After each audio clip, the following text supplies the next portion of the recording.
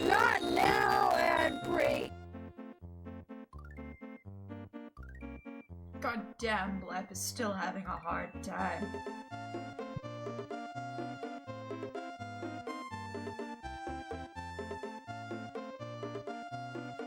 God knows what the fuck is up with it, man. Hi Inya and hi Franklin.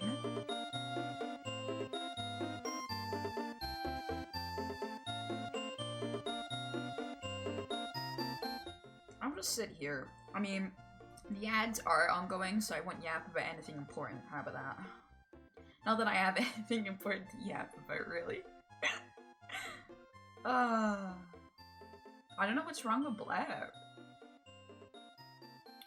I think after this premium subscription shit, we're gonna shift off to another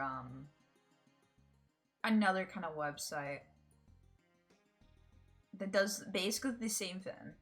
Just because Blarp has these issues and it's becoming a rising issue. Like, this is becoming more and more often, which is no good.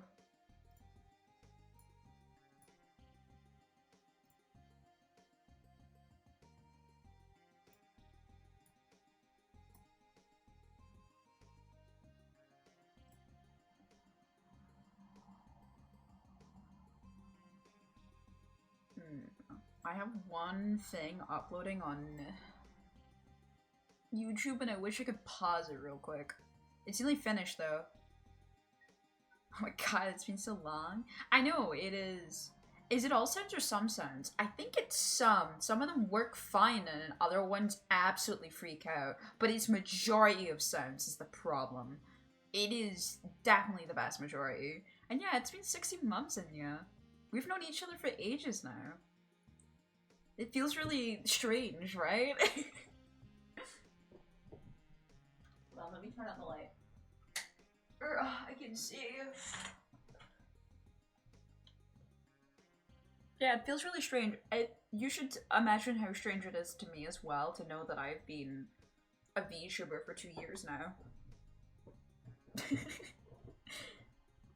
I've streamed for 8, VTubed for 2 of those years. No, don't touch that! See, that one worked.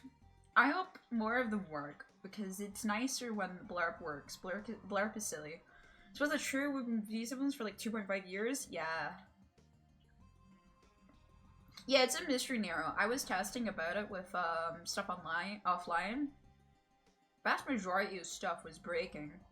I think anything that I've uploaded personally onto the website is fine. The only thing I can think of is they've had some sort of corruption on their side, and that's why so many lines are fucked. But, I mean, there's no way to really know, gotta be honest. I don't understand. My head empty for a lot of it. We'll figure it out eventually. I do think there is another website that's just like Blurp that I might use anyway. But we'll see. I mean, Blurp might fix their things out. So, I'm always willing to stay on the same thing just because it's what people are comfortable using. But I know there is a lot more bitty sound effect things now that exist. They've kind of went on a rise since VTubers kind of took over and started doing their tits and stuff like that. As in Twitch's integrated throwing system, by the way. But yeah. I think VTubers added a lot more chaos, I think is the best way to put it, into streams. So I think more people saw the bit stuff on a rise. We'll see, we'll see. I definitely do want to change a couple things to make it so that channel points can be used a little bit more. But it's hard to decide what would be good channel points. Also, can I just say, now that we have all times of things, can we all have the question, if you go over to the top clicker, why am I first and second? What's going on? Can someone take up the whole leaderboard? That seems a bit stupid. I guess I took the first and the second clip that has the most views, but it's still really stupid. Well, aren't you also furred? No, it says balloon on my side. Self-love? You know what? You're right. It's Pride Month. I need to self-love myself. That's an important part of Pride Month, right?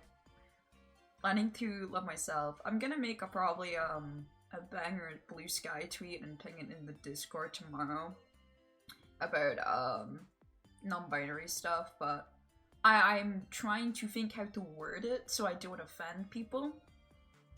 But also, I kinda don't care if I do end up offending people at this point. I feel like I want to say my piece. And it's not a controversial take anyway, so... I'm not about to get myself into drama. Streamer gets themselves in dramas because they talk about their own identity. No, there's something I just wanted to say, and I feel like it'd be really nice to say. My fear whenever I do pride tweets is if they go viral, I'm not handling the backlash. Let it be known I'm not a mature streamer. I feel like that's might be the obvious for people who's been here, but I'm not a mature person. If someone tells me that my identity is fake, I will just threaten to deck them the next time I see them at a Tesco's. Like, I am the problem. I am a problem child.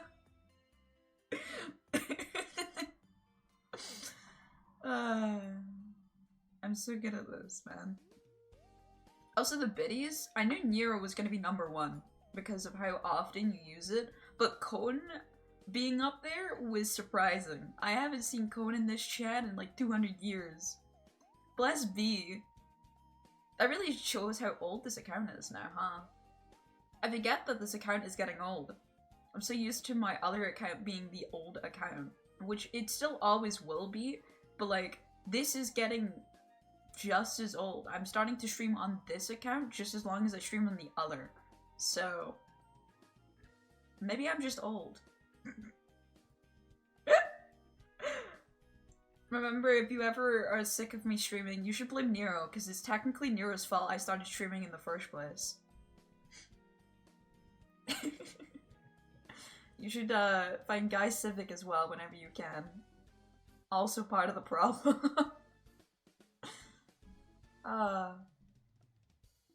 Yeah, I've not got too much of a plan on what I do. I want to stream. I know that for a fact. I'm feeling like I want to stream. I know I have that motivation for that. However, I have no clue what game I want to stream. I was like looking at games and I was like, and I wasn't too sure what I wanted to play. So, I'm deliberating that while we yap. I'm weighing my options. Because I'm wondering...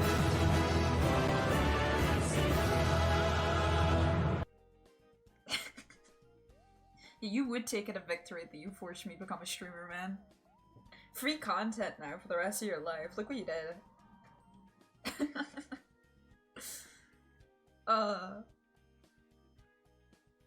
So that one wasn't too bad. It was a little bit crunchy, but it was still, you know, enjoyable. Also, did that even come through for you guys? Because it came through for me. But I'm realizing that Blep hasn't had any audio properties go through.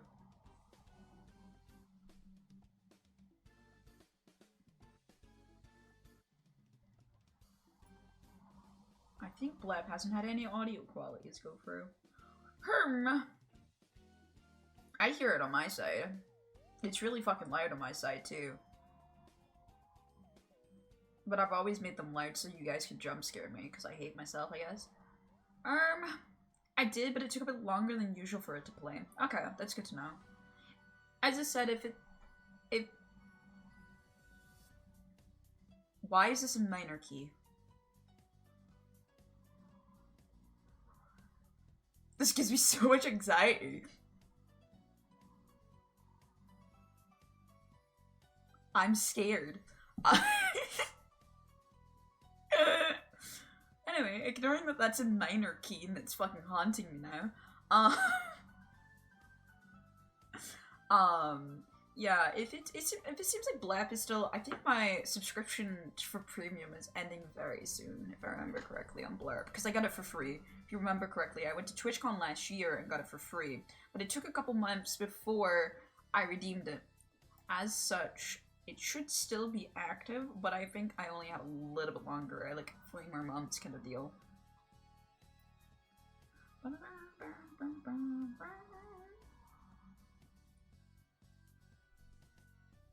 Yeah, I'm still considered a pro. So we have... Yeah, it is 3 more months with premium. And then we can try and fiddle around with other solutions. And see which one are more comfy for people to use. And what is more consistent in audio sound. How does that sound? Because if something is more consistent than Blurb, then 100% I'd rather consistency. Even if it has a little bit less of a library, I'm sure we can manage with our funny little bits still. Though I don't think I'll probably ever enable AI TTS on any of these websites. I just feel like it's hypocritical of me after how much I've read about voice actor stuff. The only AI I need in my life is GLaDOS. Can I get an amen?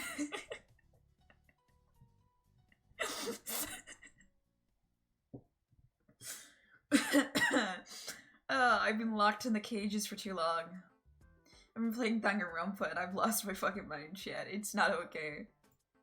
Me and my friend DJ have been playing Danganronpa, and I mean a lot of Danganronpa.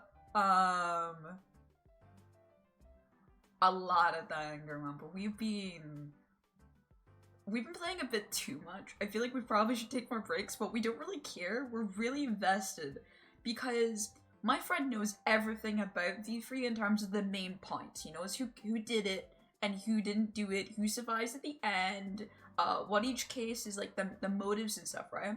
But he doesn't remember the in-between parts, you know, the more forgetful parts, right? He did, however, Google side stories and events because they've been a friend for a while, so they're aware of my triggers. Just so that I don't play stuff that I don't feel comfortable with. We're about to go towards something that I'm not gonna be very comfortable with, but I think I'll be fine, all things considered. So just because I think Danganronpa isn't as much of a problem for me just because of how stupid it is. So I can kind of push it aside for being so stupid. I think if this was any other game, I'd probably be like, alright, no thanks. But yeah, me and him have been absolutely binging for it. And what's funny about it is it took 2 years for us to finish case 1, which was the one case that I actually knew. I knew all of Danganronpa's first case. Case 1 is something else. If you haven't played any Danganronpas, let me explain a little bit of basically how this game goes down. Basically, this way more powerful person than they should ever be traps 16 students into just into a school. The school is like fucked up in its own way, but for the most part does have things that would make them happy in life. All these students are considered ultimates or a talent. They have something about them that they're really good at, and this school gives them facilities to make them better at what they're good at. So let's say if you are the ultimate pianist, you're gonna get a piano room, and it will be a good piano with thousands of different music for you to try and experiment with.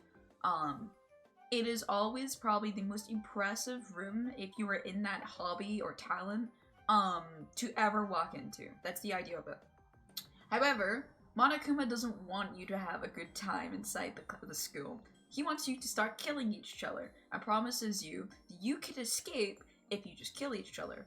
Now, naturally, most people are not bloodthirsty killers and willing to kill each other just for the sake of escaping a school that has really nice facilities in it, including free food and no taxes to worry about. However, he'll drop motives every single chapter of the game to purposely kind of focus on one person to cause them to kill someone. So a motive can be something simple, such as just seeing a video that will trigger them, or it can be something a lot more convoluted. Like, we've had some motives that look like they're not motives at all, but Monokuma's clearly stated it is, and it is very much just like, specifically one person in this room is going to get upset about this one item. So yeah, I think it's very interesting, to say the least. I am very curious, at least, on how things are gonna play in this game. However, V3 is considered a non-canon Danganronpa game, and why that's interesting is because they can do whatever the fuck they want, technically. But so far, it's followed just what every Danganronpa does, so I'm not bored, I'm compelled to find out why it's non-canon at this point. But yeah, I'm still going through it. It's very enjoyable. I think Danganronpas are one of those games that the first game that you play, no matter which version it is, the first one you play is always the best one, and then afterwards they kind of drop off because you know exactly what's about to happen. The shock and surprise factor is kind of eaten away afterwards, because Danganronpa does follow its formula to a T, which is, I don't think is a problem, because it is a successful formula, right? I just think sometimes exploring things outside of that formula is important. So that's my cup of tea, at least for it. But yeah, we've been playing a shit ton of Danganronpa, and it's slowly like leaking out of my mind. It's not okay. It is an experience, to say the least. Hey, I think the video, if I keep stalling, that sounds bad, but if I keep stalling, I think one of the videos will actually finish, while I'm yapping, and then we won't have any problems if I open up another game, or any lag issues. Though I'm not having any lag issues. I was expecting uploading to YouTube to be a very catastrophic thing while I'm live, but I didn't want to wait the other 30 minutes for the next bits, and it doesn't seem like it changed the timing for uploading. It's the exact same. So, who knows? Who knows the brains of people? Is this playlist just gonna like repeat itself? It seems so.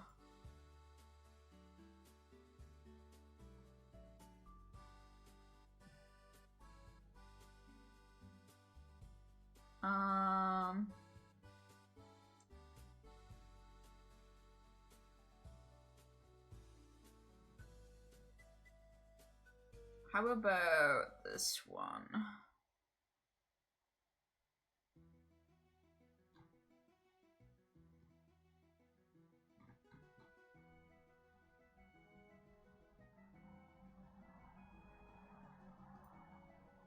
Let's try that one. I don't want the songs to just constantly repeat themselves. I will go a little bit kooky. I don't mind listening to the same song over and over again, and that's what always makes me hee-hee a little bit. Because I listen to music and repeat songs all the time, but while I'm on stream, it makes me a little bit self-conscious that the same song is playing for the third time. I don't know why. There's something, I don't know, that I perceive negative about that. I'm not too sure why. Maybe it's because I care about your ears a lot more than my own. Probably something like that, let's be honest. Yeah, there's quite a few games that I still have to do on stream, and I still want to do on stream. And games that I've started that we've not really finished. Which is, I think, the Sakura Radio original for that one. We can't play Shiny Nickit, I would have to put it up before stream, we learned that last time. I'm not really in the mood to play Stardew today because I'll be playing Stardew probably later on in the day, so I don't want to kill my motivation. I promised my friends I'd play Stardew later on, so if I played it now and then didn't want to play it later, I'd feel really bad. But I do kind of want to play that kind of relaxing game. Maybe we Shiny Hunt. Maybe we Shiny Hunt. We still have Nickit to get in Sword and Shield. So we could do that. And I'm pretty sure I still have everything I need for Shiny Hunting. In terms of overlays. That would just be us yapping for the stream. Because Shiny Hunting, nothing really goes on until we get the Shiny. But, if I remember correctly, hold on. Double to me. Fuck. Hate when that happens. If I turn on the counter, yeah, we weren't that far in. But it is very possible now.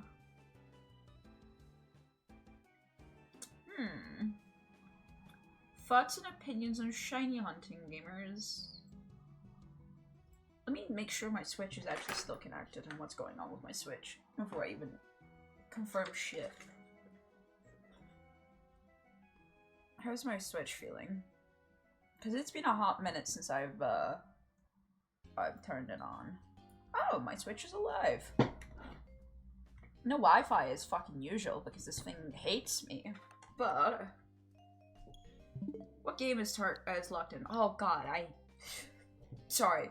I got scared because I was like, I don't own Townsman. What do you mean it's selected into my thing? And I forgot they changed the digital thing. I do want to play at some point Xenoblade. And I kind of want to do it in stream because then I'm forced to play it. But I don't know how. Xenoblade was a very good series, let me tell you.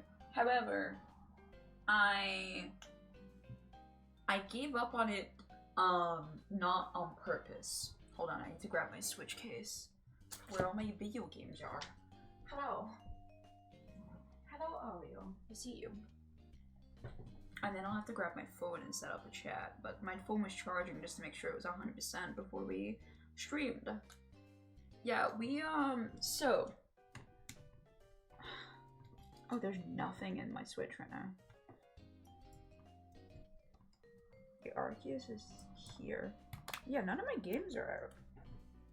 Oh yeah, because I gave my games to my sister. That's why my Switch stuff was way over there in the first place. I gave my games to my sister because she was bored as fuck and she said she wanted to play games. And I'm a good sister, so... I'm a really good sibling, and I think greatly of my cute little patootie. Let me make sure that we all don't get Uber Eats fucking notifying us throughout the stream, because they like to do that now. Also realize I did not tweet out to Blue Sky. I should probably do that, huh? I'll do that in a second once we have...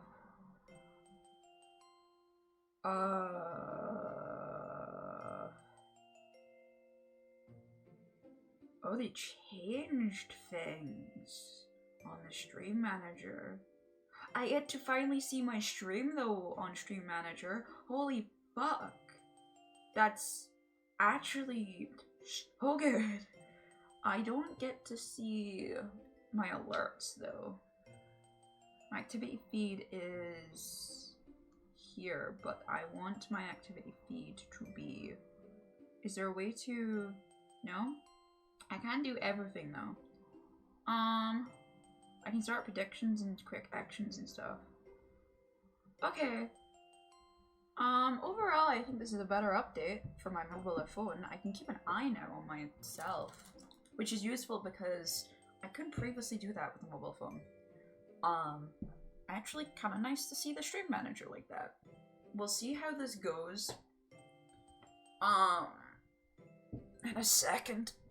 Sorry. Getting myself comfy, because this is gonna be a long one. Usually when we do stuff like this, it is usually pretty long. It will take a while. Let me do Pokemon.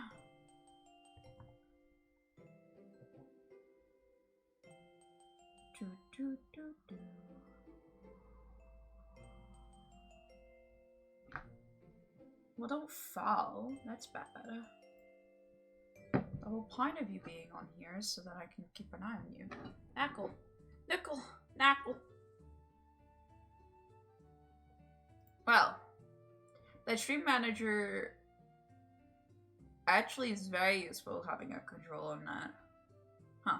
I'm just gonna have to keep an eye on who rates me and does what. I'm gonna quickly do a 3-minute ad while I finish setting up everything for the shiny hunting. Just so you guys don't have a 3-minute ad when I am shiny hunting.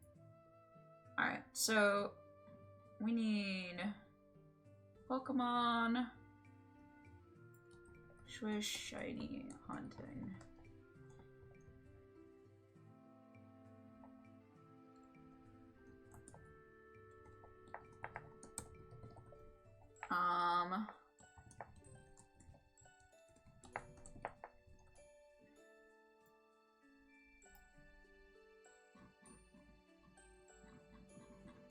Get that, and then I'll do a blue sky tweet.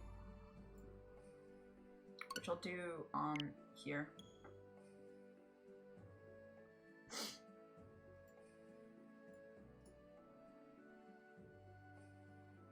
Ba, ba, ba, ba, ba, ba.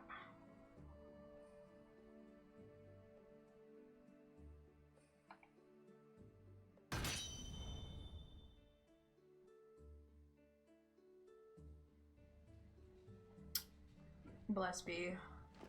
This game's stupid looking as shit. I love this game's stupid looking self. This game really is something else. I don't know if it took the screenshot. That's fucking depressing. Did I press the right button? I might have not pressed the right button. Wow. I'm very good at this. Professional, if you will.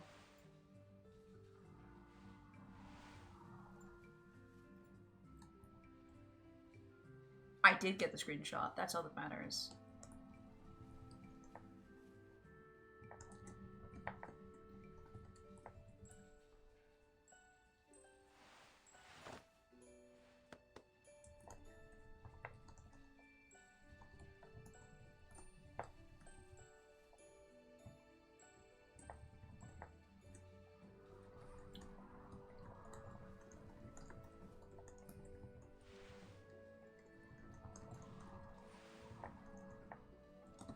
Movie center, bum,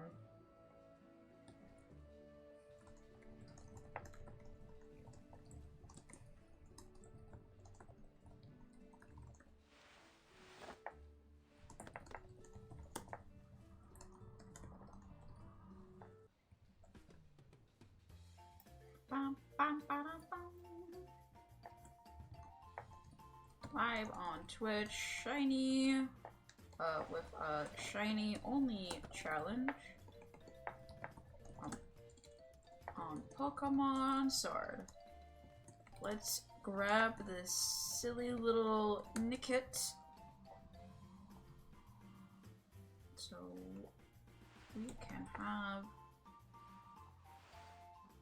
oh god, is my chat not gonna auto move on the thing? It better. Oh, it did, okay. I think it just didn't do it on the first one. That was kind of fucked. Welcome back from the ads. Sorry about that.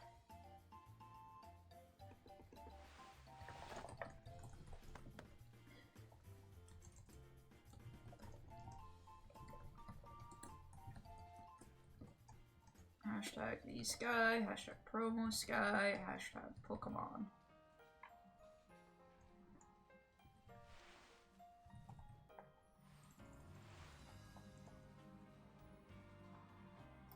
Alright, we uploaded that. That means Blue Sky's been informed. I'm really bad for not informing Blue Sky of when or when not I am live.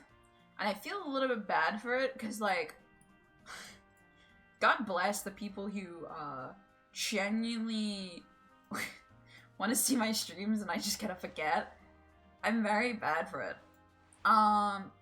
So next, after all this has been set up now, next I need to set up my favorite part, the actual auto catcher part.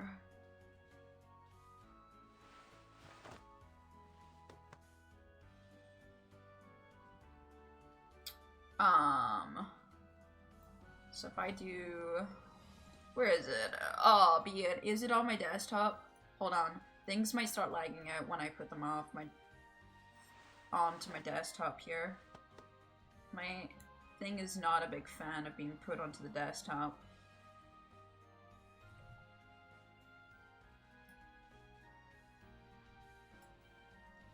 Alright.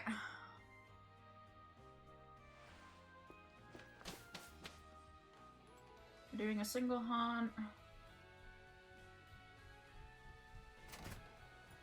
This is the image. This is the counter.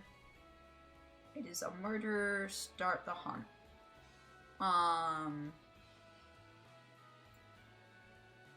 Actually, I'm missing this first. There we go. Alright. This should be everything I need to be able to do things. I realized that actually I do not technically need my chat because I can watch this game by stream.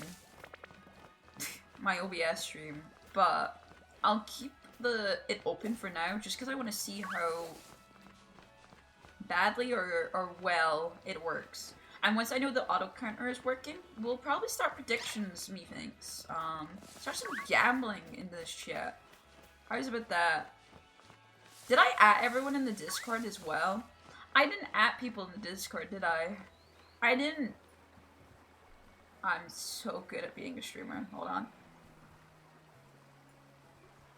We yapped without you, but now we are moving on to Shiny Nickit. Come join. I'm so sorry for...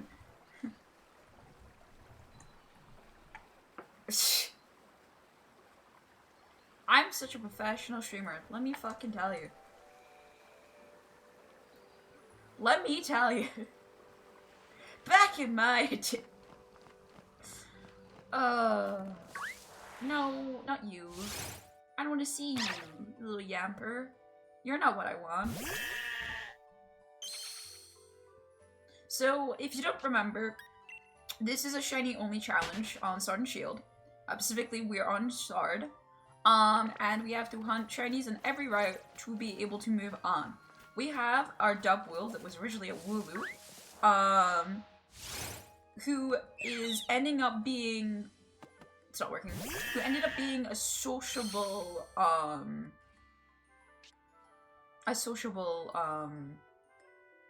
it had a tag, what is it called? Fuck. The little stickers. God. It's been so long since I've played Pokemon, I'm losing it. My autism is draining off of me.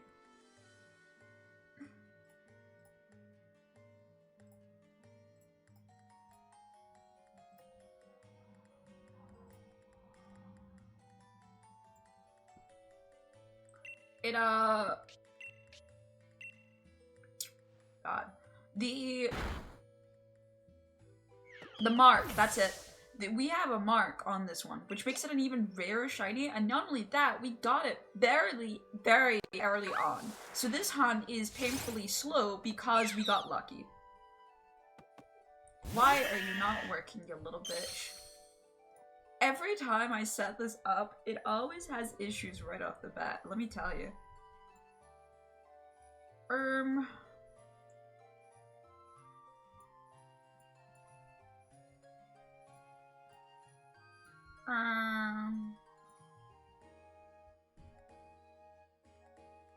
Do you know what? I probably do need to update this as well. It's been a hot minute. Me and the Han and try opening it as administrator this time. Run as administrator.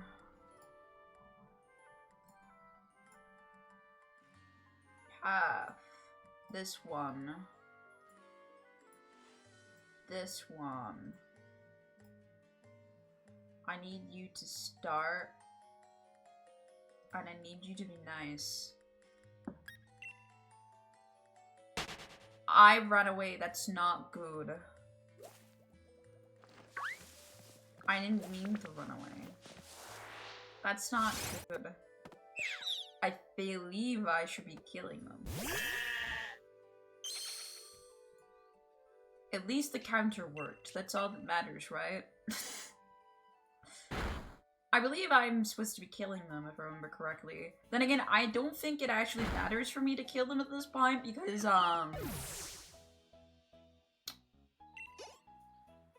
Yeah, I'm not actually sure if it matters if I kill them or not. Oh, that was a good one too. Oh man. So if you don't remember how Sword and Shield works in terms of shiny hunting, early game it is pretty dire, I would say. So how it works is that we have to obviously find Nickit, and when they have this aura around them, they have a higher chance of being shiny. However, that doesn't mean they will be shiny, just that they have a higher chance of being shiny. We have hit the max amount, so they're at the highest chance they possibly can be for being shiny. However, that again doesn't mean shit. It is a decently high rate. The problem is there is no guarantee that that's going to be the shinies, so we're better off encountering every Pokemon, which then makes this encounter here that I've just had that wasn't related to once just the normal full odds. And since we have no shiny charm because it's a shiny only challenge and we're going for eat one shiny on every route, you can understand that this is going to be painful. However, we have already started to make good progression. We have been here for a while, so there is a chance that we could get the shiny at any moment. That's the joys of shiny hunting. At any moment, I could have it. I mean, this Wooloo popped up after 5 encounters, so really anything is possible. So I'm gonna turn down the Switch camera just a little bit because it doesn't really matter. If you hear a lot of this stuff, because it is just me encountering over and over again. That's this is what we're gonna be doing. But this means I can yap with you guys while we hang out. I'll probably move to my controller in a second on the VTuber, but I think for now I'm not gonna have my controller. We're just gonna yap. It's been a while since we've had a shiny hunting stream actually, and I think about it. But I think they're always nice to do. I think shiny hunting is something that really is fulfilling. I also think it's fun because usually when people come into my chat, from the Pokemon category, they're usually also shiny hunting or completing their decks or something like that. So they usually sit in chat, talk very little, but are also doing the same thing as you, and something about that feels really nice. Like some of the biggest Pokemon streamers, you'll notice that their chat looks a little bit more dead than you would expect their viewers, and it's because 90% of people that are watching Pokemon streamers are also playing Pokemon at the same time. It's honestly a kind of beautiful phenomenon. I really love it. Yeah, we're gonna just be beating the shit out of Nickit. And if you don't remember, our dub rule is called Sleep because we're naming every one of our Pokemon after D&D 5e 2014 spells. I'm specifically saying 2014 because I don't know the 2024 ones. I don't know them. I also don't know other old spells either. I only know, the only version of D&D I know is 5e. So, 2014 is the rule set that I'm aware of, and that's what I'm going to be basing it on. So we were still trying to figure out what we wanted to call our Nickit. It is a dark type, and we were debating maybe a necrotic spell because of how it looks. It is a very dark, shiny. As you can see on the bottom left, it's very small, I know, but that is what the shiny is going to look like when we do get to see it. So we were kind of debating what we wanted to call it. I believe we were kind of caught on a couple, and I think I liked the one Bane a little bit if it was male. If it was female, though, I did not want to call it Bane, because the only thing I think about with Bane now is Batman. There was a few necrotic spells suggested by Shiny, I think it was mainly last time. But we definitely can wait and see when that happens. I mean, it's a matter of time. It's only a matter of time. That's the best part about Pokemon. I'm gonna get the shiny at some point. I just need to put the errors in and then I got it, you know? So with my coffee and a little bit of silly times, we can hang out and have some fun. This place is pretty good as well. I think a nice little Pokemon casual playlist while playing Pokemon is a good way to go as well. Just little cozy vibes for a bit. I might put some Miku Pokemon music on later on if I feel like I want something a little bit more high-paced. Itchy head. I don't know why I've been so itchy lately. I've just been an itchy little guy lately. I don't know what it is. But yeah. I believe this is an uncommon mark, so it's not too crazy that we got it, but it is still crazy that it's a shiny with a mark. That makes it more rare than a normal shiny if you just got it. So anything that we can get on that is cool. And if we somehow get a mark on this Pokemon, it would be pretty cool too. It's also, I think, a little bit rare for us to get marks here, due to the fact of, there is no weather manipulation here. And we have no ability to weather manipulate yet. And weather manipulation is probably one of the key ways you can get marks, I would say. Weather marks are a pain to get, but are, I would say, one of the more common marks you can do. So, nice to say the least. If we get more marks, that'd be crazy. I definitely would love more. I'm never gonna say no to it. But I'm not going to be upset if we don't. Also, the main reason we're going for Nickit, it was one of my first Pokemon I used on Sword, when I was playing Sword, for my first time around. But also, it has little tear marks around its eyes that actually look similar to my own little VTuber's tear marks. So, you know, they're kind of like my double.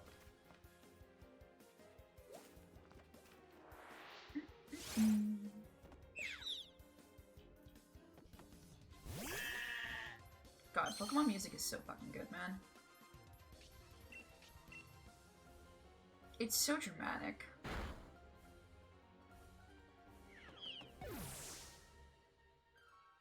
I think the main reason that Pokemon is staying still a relevant game, despite how much they have hurt us in terms of giving us not really it games lately, is no matter what, I know I'm going to be bopping to the soundtrack. There's going to be at least a couple soundtracks that I find that I'm just going to lose my mind over. Though, I said it before, Scarlet and Violet does lack that soundtrack quality that a lot of other Pokemon seem to have, which is a shame.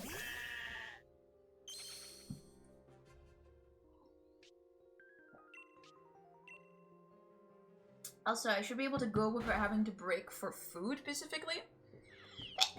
Because I have a croissant. Sorry, I sneezed. I have a croissant.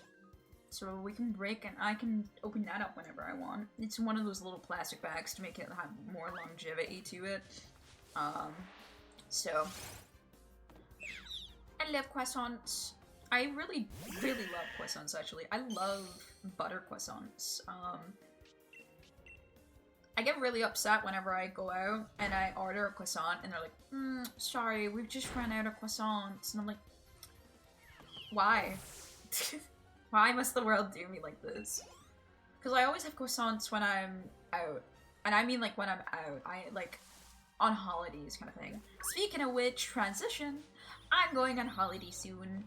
From the 6th to the 10th, I'll be on holiday. I know this is a short holiday, but it's a holiday nonetheless. And it does encompass the Friday and the Monday, on which we're usually live on, though I have been breaking that timetable as of late, very sorry. I do plan on getting back to that timetable though, because I really do like that, timetable of Monday, Friday, Saturday, with Saturdays more of a focus on hopefully trying to do more collabs.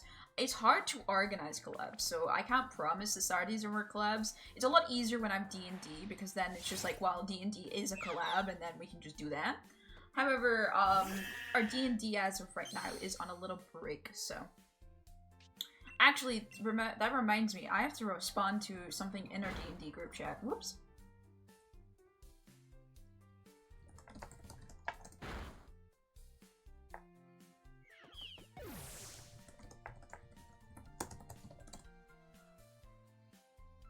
Bum, bum, bum.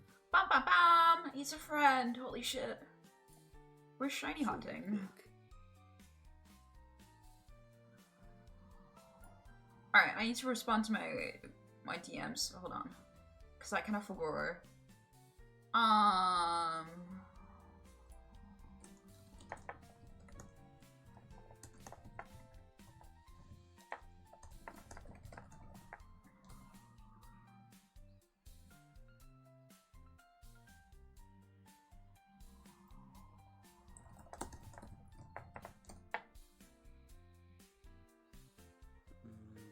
Finish. Yes, I did. Okay.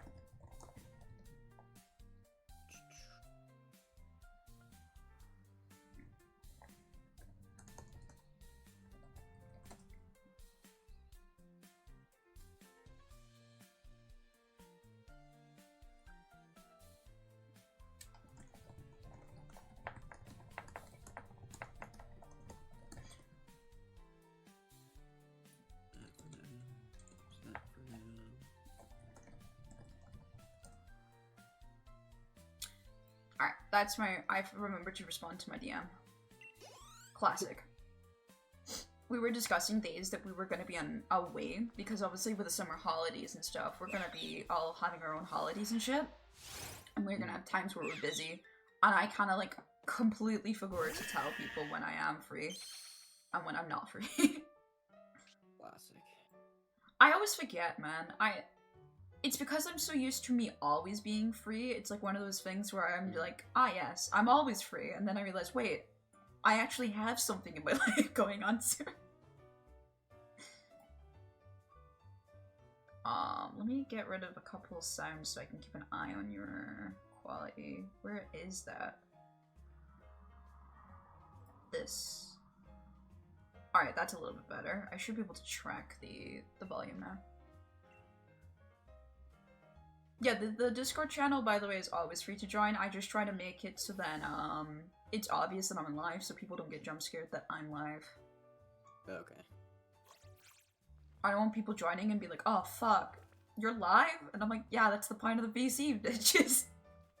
At least then I'm not the moron for not telling them.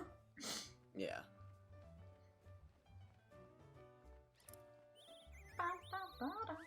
Yeah, I'm trying to shiny hunt right now. I'm trying to go back. I've been trying to do this shiny hunt for like 400 years, but I'm inconsistent with going for it. So it's only been 1,700 encounters, which is pretty low for Pokemon. But I think I've been ongoing on this shiny hunt for like 3 years. Because I focus on Arceus way more. I care more about my Arceus channel. That challenge is sick. I'm kind of like, not on a break. I definitely am still doing stuff here and there. Because I'm trying to edit that other video together, I don't want to do too much because then I'm like, well, now I have more to edit. God fucking damn it. Why did I make progression? Like, I perfected a mom the other day on Arceus for the new area, and I was like, why would I do that to myself? Because now I'm gonna have to mention it, in the video. So, yeah. My problem is just that I'm having problems recording the script. I want to be kind of loud for the script, so then if I have to turn me down, that's easier. Turning myself up is worse, because then you can start hearing the quality loss really easily. If I'm loud as fuck, that's not gonna be a problem. But trying to make sure that I can be loud and record in private is a fun time. When you have a little sister who's 11 who gets bored way too easily and wants to walk into your room. And explaining I'm recording is, it's statement no less, because then my sister gets excited and thinks I'm a famous YouTuber again. And I can't go for that conversation again.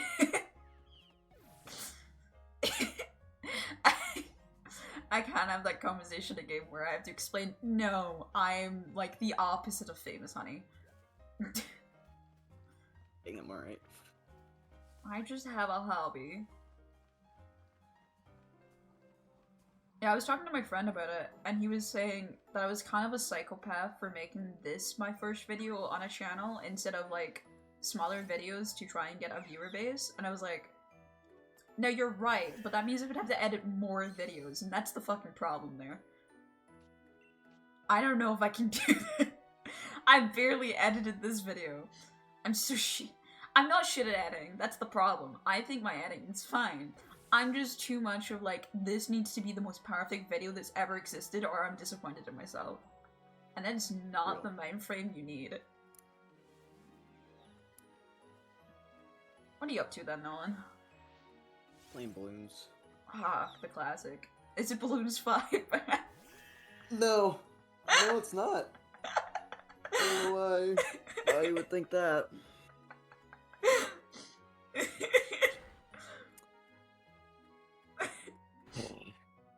I just love how much I called you out on that. I was like, has that ever stopped you that it's on Balloons 5? No comment.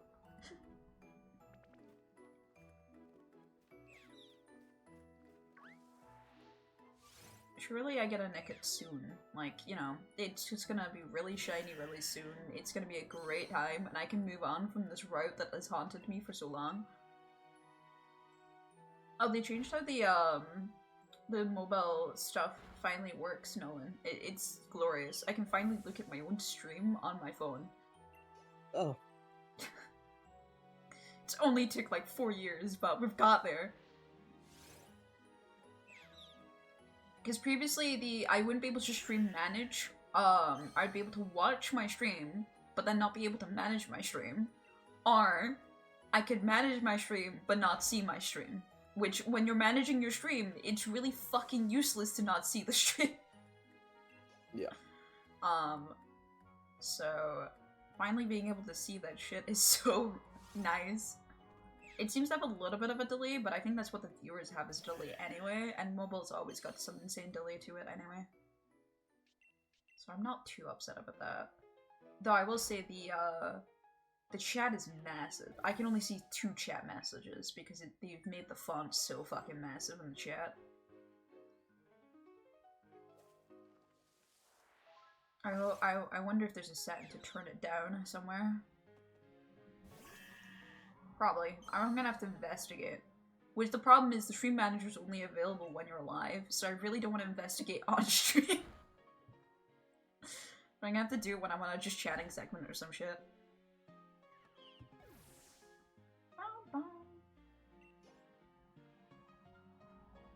I've gotta also be more careful with the playlists I'm touching, chat, because there is a lot of playlists I've been listening to that seem to be AI, and now my recommendations are all AI music. It's very tragic. Because this channel only the channel that I use for listening to music is the same channel that I upload my VODs on. So all it has as recommendations is just music playlists. That's it. Every now and again I'll try and recommend something that it knows I've watched on another channel. But I never watch them on this VOD channel because there's no point. But because of that, the few times I've listened to AI music without realizing until you were obviously like halfway through the playlist and realize something's a little bit funky about the way the music is going. I don't know, man. It's a weird phenomenon. I have realized that most of them use the same kind of art cover. They have this weird like album cover and then the CD coming out and then they have the CD spinning when the playlist is played. I don't know where that format originated, but every single one of them that I've listened to appears to be AI, which is a shame because all of them were like city pop remixes of like a game series I enjoyed. And that kind of pisses me off because I kind of really like that vibe, but I don't think listening to AI music is exactly the goal I want for my stream. Yeah, I don't think that's the dream either. You know? It's just crazy to me. Just crazy to me how fucking many of them are popping up on my timeline now. Because they're constant. They can spew so many out on a channel. You don't have to make shit, so... Yeah, that's the whole appeal of it, but... Yeah. It takes a while to... I mean, I would say I'm pretty decent at music. I've done music theory to a large extent. Because I've played multiple different instruments. Some of them requiring different keys than others with bass clef and treble clef. But even at that, it took me a little bit to realize that it was AI. I think the one point I realized was when I thought it was an amateur mistake, but the song kept building up and never giving a release to the build-up. And then it ended. And I was like, okay, what's the point of the fucking build-up, sir? Hello? It's the blue ball of music. Like, what? And then, it was then that I started realizing that a lot of the other songs were a little bit off. Like, the crescendos didn't quite give what they should have given at the end of it. And I was like, ah, I get it now. This isn't someone making a mistake. This is the AI making a mistake, because it hasn't learned enough yet. This is I. This is I. I hate I. Can I get an A? Amen. No, I really don't understand all this hate for this I guy. He seems pretty chill. Yeah, I think when we played that game that had I as like an actual fucking I, like the AI I think we learned God, why we should hate I. Jesus. We still have to finish. No. They made another sequel. I'm not going bro. back. We made another sequel. I couldn't believe there was a third fucking game to this series, man. I was fucking losing my shit on the Nintendo Direct. I was like, no, there can't be a third one. I'm not buying it. So Someone's gonna have to buy it for me because I'm not doing it. It's funny because I feel like the concept is really good. The idea of going into someone's minds and dreams to solve a crime is a very cool concept. It's just we have to deal with the 90% just fan service or bullshit while we're at it. Yeah, there's a movie called Inception that goes all over that. I just like the idea of a gameplay with that. It's dreams and nightmares and that kind of like vibe for gameplay is always enjoyable to me because you can do basically fucking anything inside there. Dreams are fucked up. You can do whatever in there. It's just down to like the person's imagination at the end of the day. Also, looking at my phone and then at my PC is making me very sad because I'm realizing the graphics quality that my phone has is much better than my laptop and I don't need reminded of that. I'm so much more brighter and vibrant on my phone. That's crazy. It's because my laptop's a little bit old, so I'm sure the screen's having a bit more of a harder time than it went for I first got it. And also my phone is pretty brand new. It's a Galaxy S23 question mark? 23 or 25, I can't remember which one I bought. Either way, I'm paying off a contract that's a lot of money just because I decided I wanted a nice camera. That was the whole purpose of it. And also I wanted big storage for my mobile games. Because I'm a mobile gamer at heart. I just play too many games. Fair. I like had this conclusion when I realized I'm juggling a mobile games guild and making a Discord and everything for it. Like I'm fully wanting to do well inside this game. I am constantly trying to complete gachas and logging in daily to at least 2 gachas, Honkai Star Rail and Infinity Nickit. And then also playing other gachas whenever I'm feeling bored. And then I have multiple other games that I have the Steam game allegations of buying new games and never fucking completing the ones that I started. So That's real. And looking at my VOD channel is living proof of that. The amount of series I've started on my VOD and has playlists and then they never finish. I was gonna do Fantasy Life today so I can keep finishing up that game, but I don't want to make it so then it would mean that Franklin, thank you for the raid! Thank you! Welcome, welcome! Hi raiders! I'm Sakura, atop my head is Radio, and I'm joined with my friend Nolan here, who is a big Dark Link at the moment. That's Fierce Deity. Ah, shit. Still Zelda, but... Still Zelda. I was nearly there. Thank you for the raid, though. Welcome, welcome. How was your stream, Franklin? Oh, my nose is itchy. I'm gonna have to take another fucking antihistamine. Stream was great. Did some Pokemon Violet. Ah, you went from Pokemon to Pokemon. We're shiny hunting right now for Nickit. This has been an ongoing, you got a shiny Polygon. That's a good shiny. Ooh.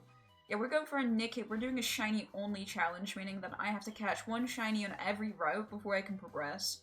Wild areas have different rules because I don't want to make it so then we're just doing random chance hunts for the rest of our life. Nickit here is being a little bitch and doesn't want to hand itself over, so we've been here for a little bit. But we're still technically under odds, so take that as you will. Without the shiny charm, we are at the whims of Pokemon at the end of the day. Yeah, shiny Polygon is a nice shiny. I'm glad you had a good stream. What was I just yapping about before I got raided? Damn, I can't remember. Fuck. Oh, my VODs are just made of like empty series that I've started and then never finished. And I was gonna do Fantasy Life today, just so that I make sure that I do finish that game at least. Even if I don't 100% it, it's finished on the channel. Which I'm gonna 100% it, but I just don't know if I'm gonna stream a lot of it now because I kind of need to daily log on to be able to do certain things. Which I think the daily log on stuff I'm not gonna be able to stream. Because I do not want to do daily streams just for 5 minutes. Like, oh, here's my dailies and all my gachas, and then this Fantasy Life game too. I could, but I don't think that'd be very entertaining.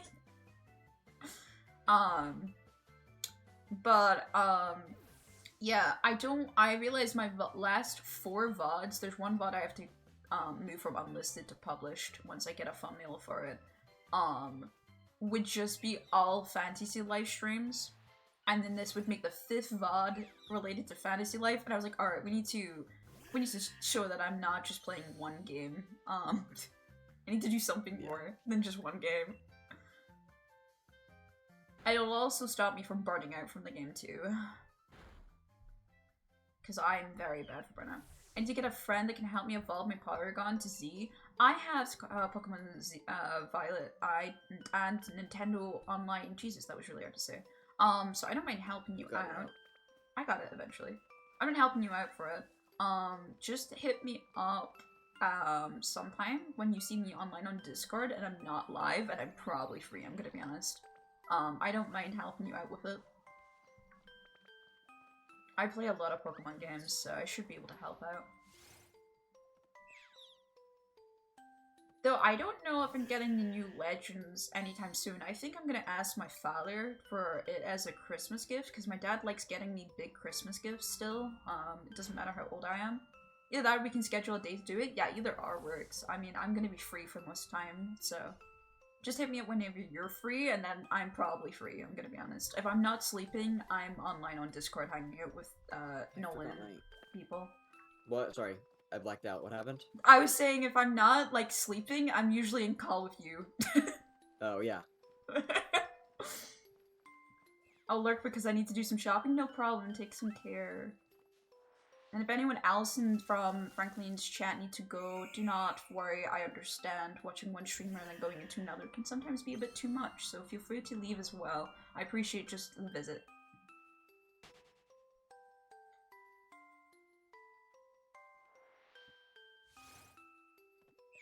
Alright, Nickit. We're getting into the 50. I think after we get to 1,800, I'll start a prediction. If we'll get it in the next 100, and we'll do 100s as the prediction for a bit. I think that's a good way to do predictions on this game. Because 100 is a fair amount of time. I mean, a lot can happen in 100 encounters. Including just not getting the Nickit afterwards. That coffee tastes so good. I ran out of coffee yesterday and made the weakest coffee I've ever tasted in my life. It was mainly just hot water and milk, and I was very sad. So I was like, Mom, can we consider coffee to be a necessity in the shopping list? It's usually what happens if I need something, and it's usually something that only I have, it is my problem to go buy it. No one else in the household needs it, so it's not a necessity for the shopping list. So if I want that snack or specific item, I should go out and get it myself, is usually how it goes. My sister would probably have the same treatment if she wasn't a live-in and didn't have her own income, so. So that's how like the household kind of functions. If you want your snacks, you better buy it yourself, kind of thing. So I was trying to tell her that I wanted coffee to be an SRE because the last coffee I bought was reduced, and that's how I could afford it. But coffee is fucking expensive, especially good beans, and instant coffees. They're not great. I need to heal myself up at the Poke Center.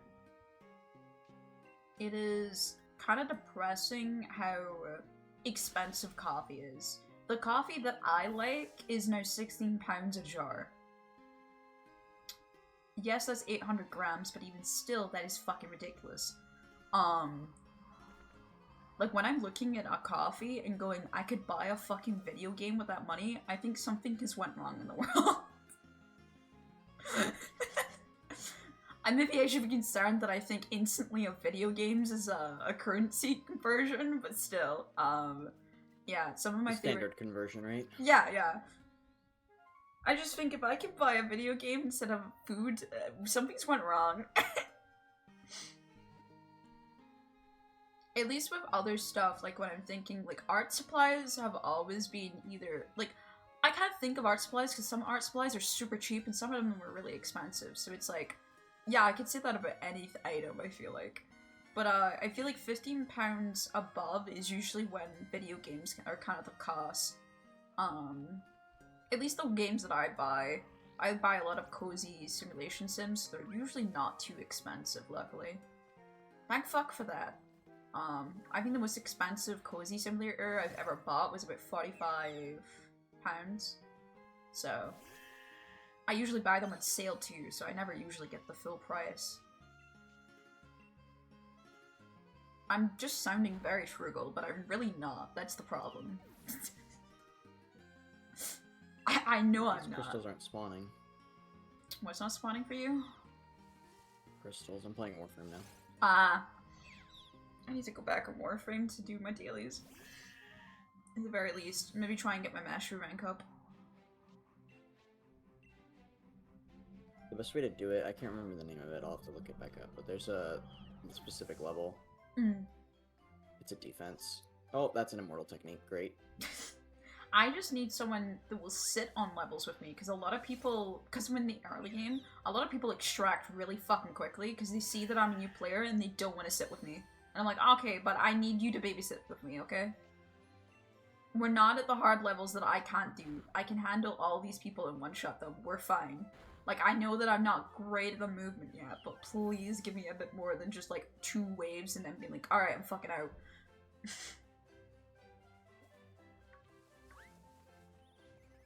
Because I want to farm certain materials and stuff as well for foundry reasons, and people do not want to sit with me. If I had my friends, that'd be easy as well, because then my friends will be happy to sit and play for a while. But I've been kind of like trying to help one of my friends get a little bit more further along, so then we can progress together. Because they're still at a point where they're still learning what the fuck a foundry even is, so... Oh, nice, Endo. Oh, I succeeded, okay. Well, I think it helps keep that going. I've played a lot of gacha games, so farming just feels secondhand to me. I see an item that I need to gather, and I'm like, alright, cool, I'll go do that then. I don't bat an eye at, like, ugh, I'm gonna have to go gather an item. I feel like my other friends are having the problems of, like, why would I do this to myself? Yeah. But I like the rise and grind mindset a lot. I think it's fun, in my opinion. I don't know, something about it tickles me. The idea of just trying to get better at something is very fulfilling to me. And I don't know why. I think it's why big streamer with big words. I think it's why I like roguelikes so much in the first place. Though I don't like playing them on stream so much because I know that I start baby raging a little bit. And I feel a little bit bad. My streams usually, I would say, are a lot more on the comfy side.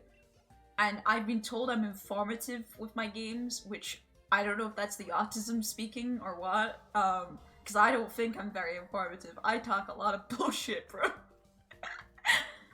But I got told I was really informative with what I play and stuff, and I was like, that's actually a really nice compliment. I'm gonna take that so hard.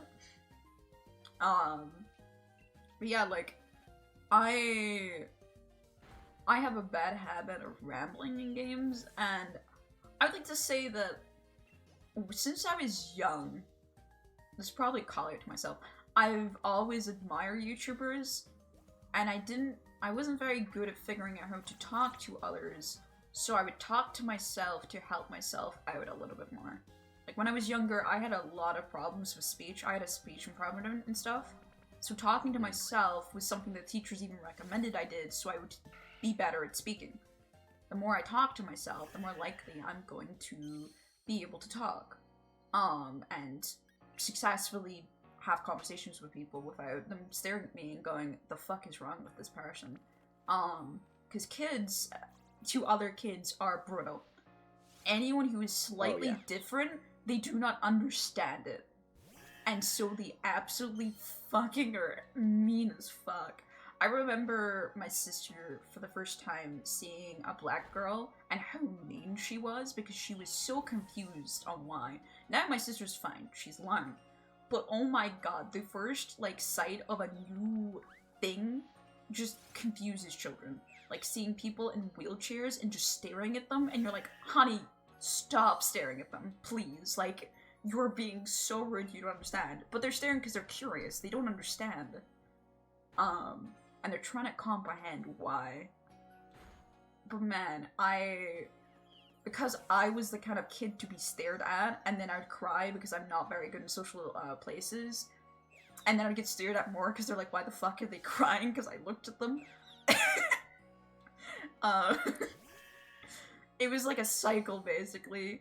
It wasn't very good for me, so I would talk to myself a lot, and the best way to talk to myself was I'd play games, and I would pretend that I had a friend, and I was trying to tell them what I was doing.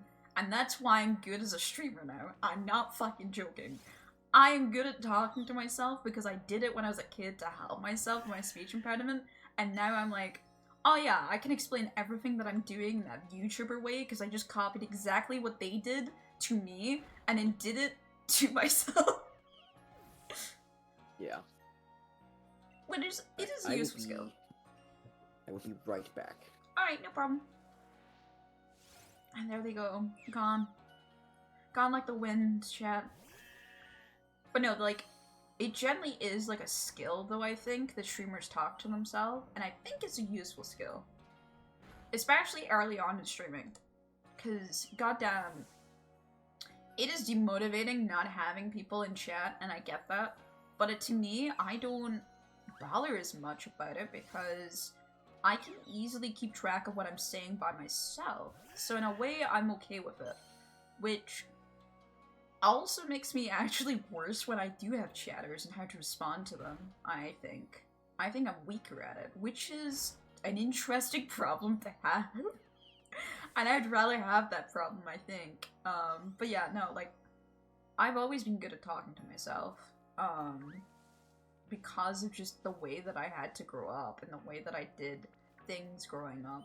So it's always interesting to me, and I generally don't have any tips for people other than explaining what you see on screen may sound like a really stupid thing, but it is still fulfilling.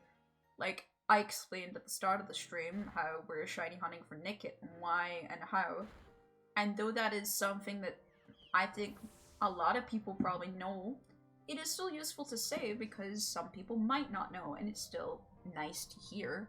So I think those kind of things are simple things that you forget about. Man, no Nickit. What's the point? We're getting closer onto that 1,800 mark, though. I wonder if we'll hit the 2,000 mark this stream. That'd be kind of cool. I'd be kind of content hitting that.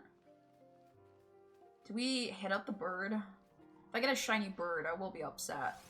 Only because my friend would have won. Like, his inner voices of everything being a fucking bird has won, because, like, once again, I'm on a bird.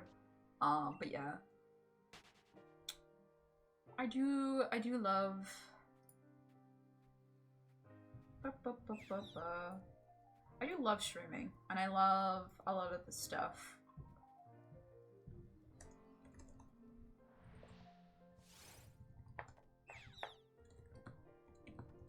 Let me change that to that. So then no one else asks questions. Also ran into a Nickit without meaning to. I'm just like really good at it, you know? I'm just a pro shiny hunter, what can I say? Tabbing out and still encountering. That's me. I'm fishing with my encounters. Alright. Not this time. Alright. Yeah, if you don't know as well, Nickit has a 50-50 chance of showing up after you beat another Nickit. That's why I'm murdering them every time. It's not that it makes the rates better for shinies, it just means that I have a higher chance of getting another Nickit encounter right off the bat from the Nickit that we just had. So that's the reason that we go back and forth and try and find Nickits, and then just stay there for a bit to see if we can get more Nickits. Because if we can keep working off of the Nickits, the better for us. So yeah. You'll also notice if I encounter other Pokemon, I have caught them. This is because I made the mistake of catching Nickit. Because I thought it would help me. It's actually the opposite. Sword and Shield has this really fun, cool little feature where if you haven't caught a Pokemon, it has a slightly, and I mean very slightly, higher chance of showing up.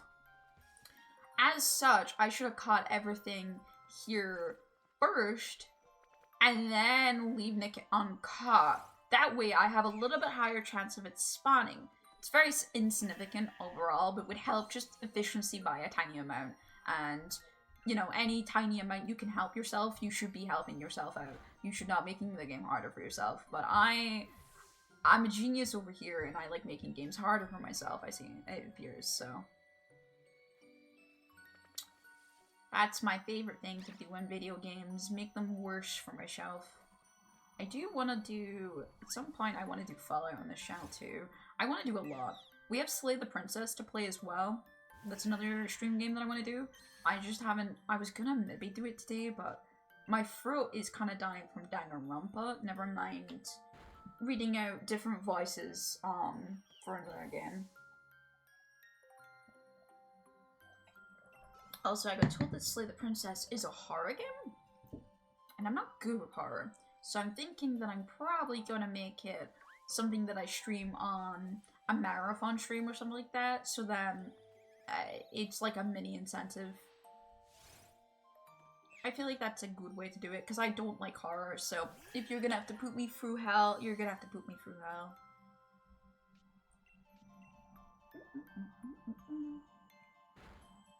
Hello, silly little mirror number. Alright. We're getting to a significant amount of Nickits though, and I feel like we're getting them a lot more consistent than I have had on certain points. There is certain points where I've struggled to get Nickit spawns consistently because, as I said, it's only a 50-50 that they spawn after you kill a Nickit. So, it's not consistent by any means, but it is... It can be a bit more of a pain. And there is plenty of things that spawn in this route that you can get as well. So it's always fun. Eventually we're gonna have to get a false swiper, and I'm gonna have to hunt a shiny that can false swipe. So I'm gonna have to look up what Pokemon in Sword and Shield can learn false swipe, and shiny hunt that way. Because eventually the Pokemon will not be weak enough that I can just throw a Pokeball at it. Right now we have... how many Pokeballs? I think I grabbed quite a bit. Yeah, I have 105. You were, like, more than enough. However,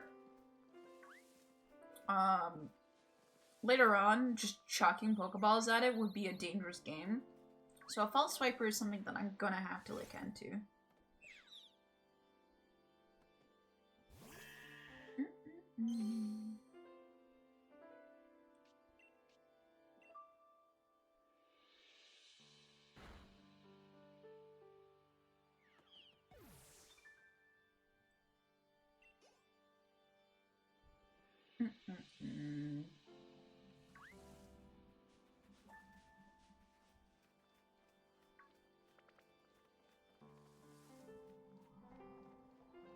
Let me check actually something real quick. Sorry. Because there is a...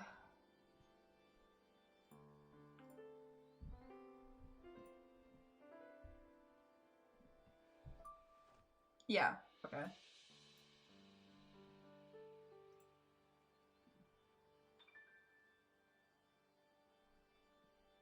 Yeah, I did set this up. This, chat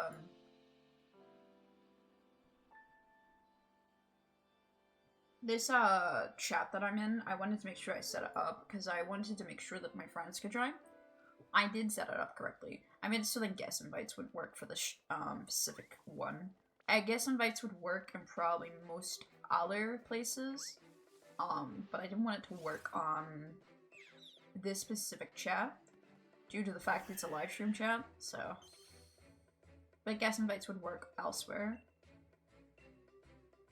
Because I thought it would be nice to have guest invites elsewhere.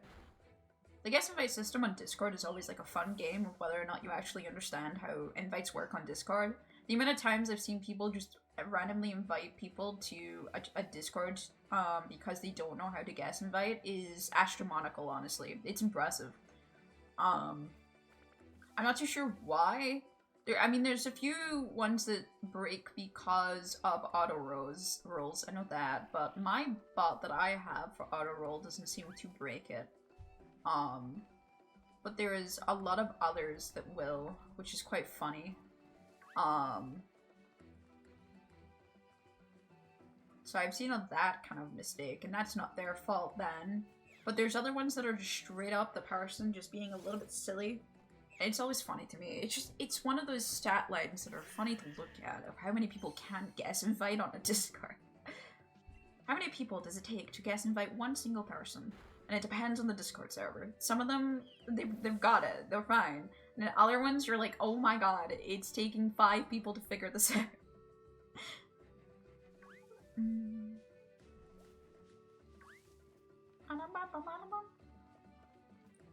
I also need to play a little bit more Cobblemon, but I've just been so out of Minecraft lately. Minecraft really has, like, died in my mind. Like, obviously Minecraft itself is fine, but I just mean, like, I'm just so uninterested in Minecraft lately. It's kind of unreal.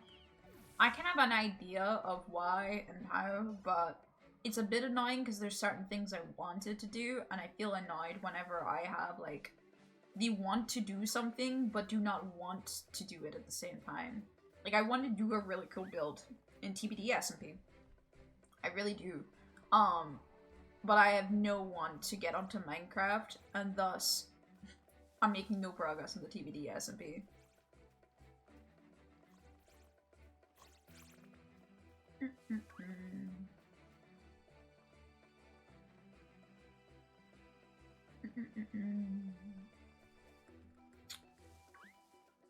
The TBD SMP has been doing some really cool stuff lately.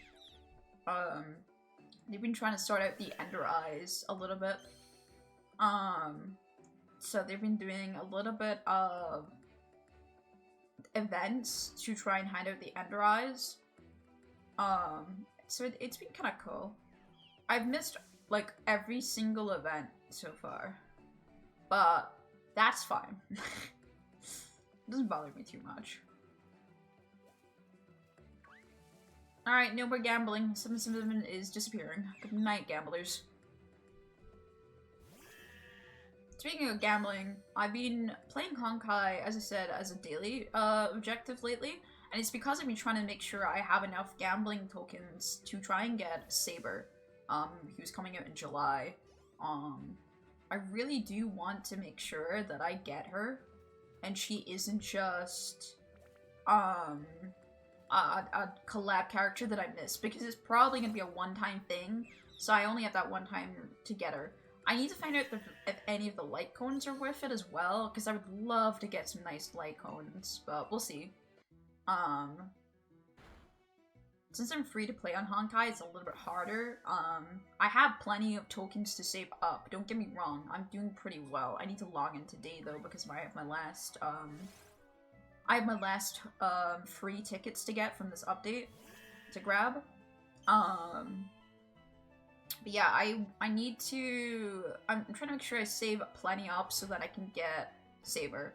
There is a chance I think I can fail the 50-50. Because I think I got the 50-50 last time. So I'm gonna have to watch myself. I need to get a lot then. I'm hoping that I get Saber pretty early and I can go for one of the light cones though, in a perfect world. But it's unlikely knowing my gacha luck. My gacha luck is always fucking horrendous, especially in Honkai, man. Oh my god, my rates of Honkai have been dog shit.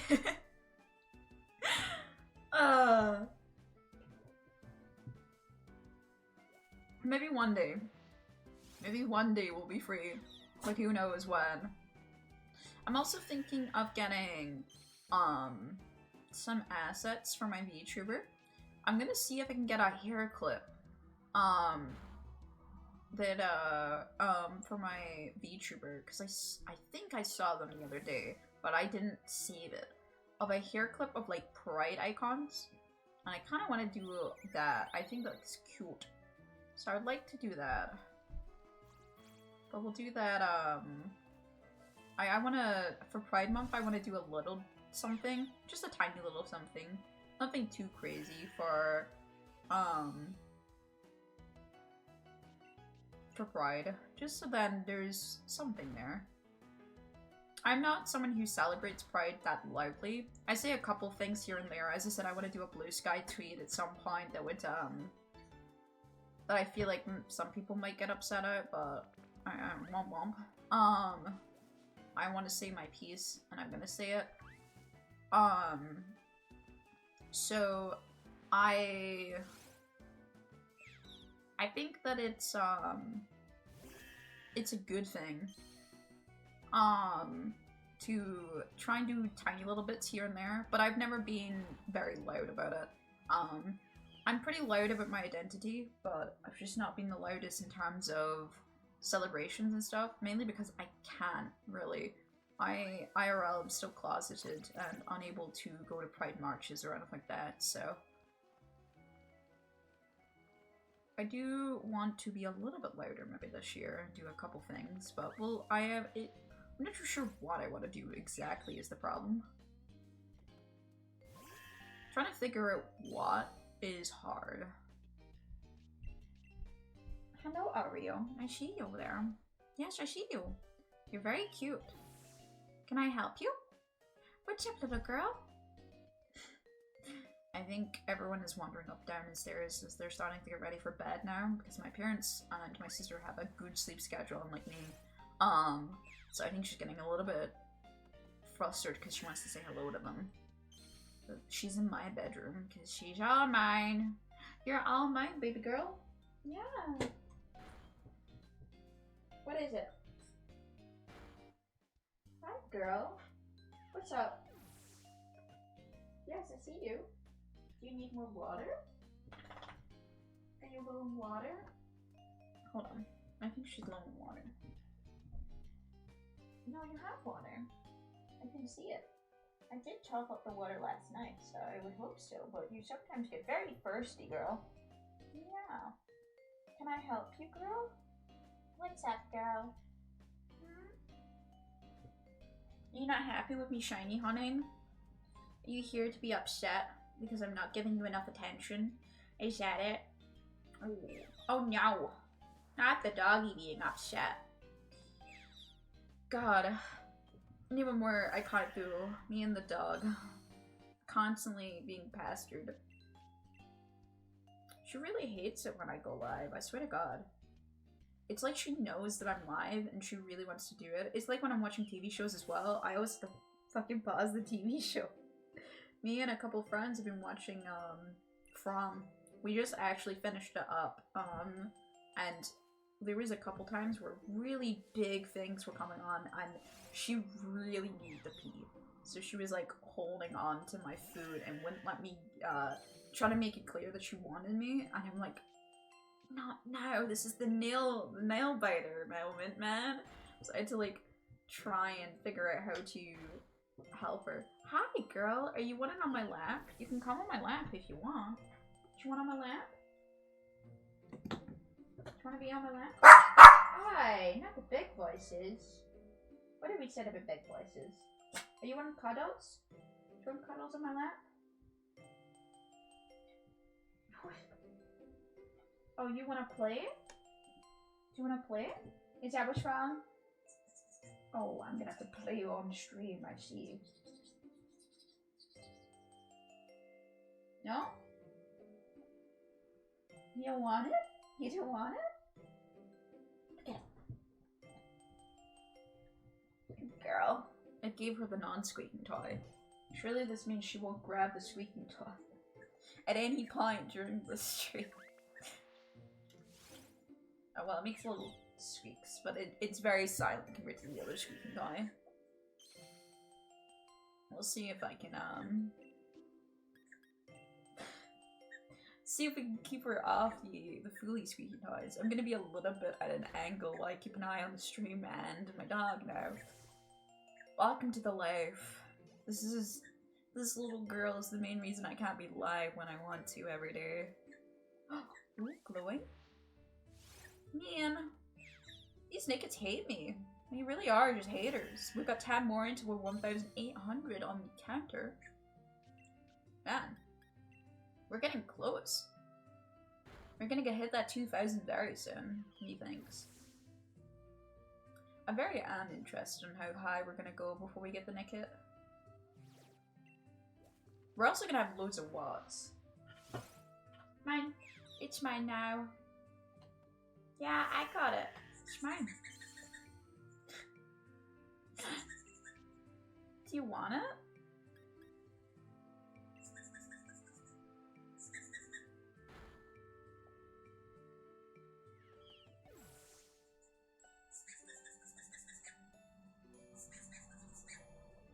She's like, she wants to play, but she doesn't want to move. What is it? My bad. I thought you would want it to run. You want to play. She wants to play, but she wants to lie down. I feel like she doesn't know what she wants right now. You're such a silly dog, are you? Yeah, you. Yeah, she's got her bone. So her bone makes small little squeaks because it's got an air compressor in it, so she can't. It's one of the honestly, this bone has lasted longer than most of her toys. She usually rips them apart. But this one, it's like rubber, but it has, air inside it. So when she bites down on it, it just releases the air. It makes a small squeak.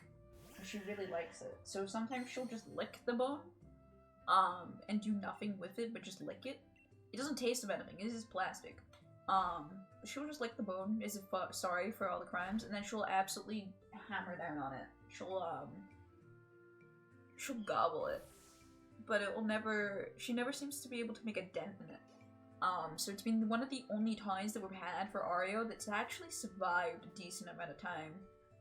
Because most times, I feel like Oreo just manages to get rid of all of her toys, man.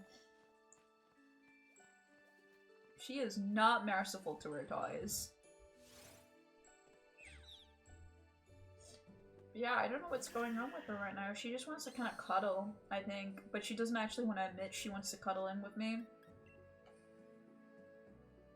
Tsundere dog, we tell you. Alright, let me take an antihistamine because my nose is getting more and more itchy as time goes on.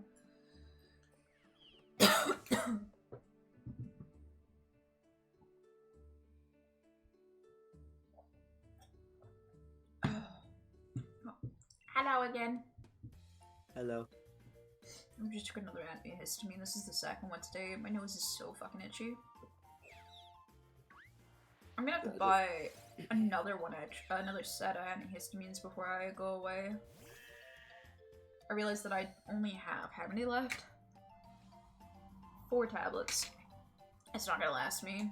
If the if it was gone. Thank you for the follow, Sandana's Fury. Welcome to the stream. I'm Sakura, and above my head is radio. I was about to say Nolan. Nolan is not above my head right now. Forgot my own mascot. This is tragic. Rent free. Was lurking like the vibe. What's up? Thank you. I appreciate the lurk. Oh, not much is going on. We're not gotten too much luck with Nickit yet, but surely it will be a matter of time. It's surely. Not Coke, just truth. I am a fan of Radio. Radio is a very cute little mascot. I love him a lot. I'm very proud of my idea of Radio. One day I'll make Radio a little bit more than just a circle, but I kind of like how he's just a circle. No wings, no frills, nothing to him, just a circle with a little beak. And his little feet planted into my hair that almost look invisible because it's the same color. Hi, Oreo! Hi! No. Let's settle down with your big voices. That was loud. Hi, girl. What's up, baby girl? You gonna lie down for me on my lap, and then we're gonna be best friends, and I'm gonna play on my Switch, and we're not gonna have problems? How's that? I guess for me, like, if someone asks you the question, the accent is very familiar. Yes. I would hope so.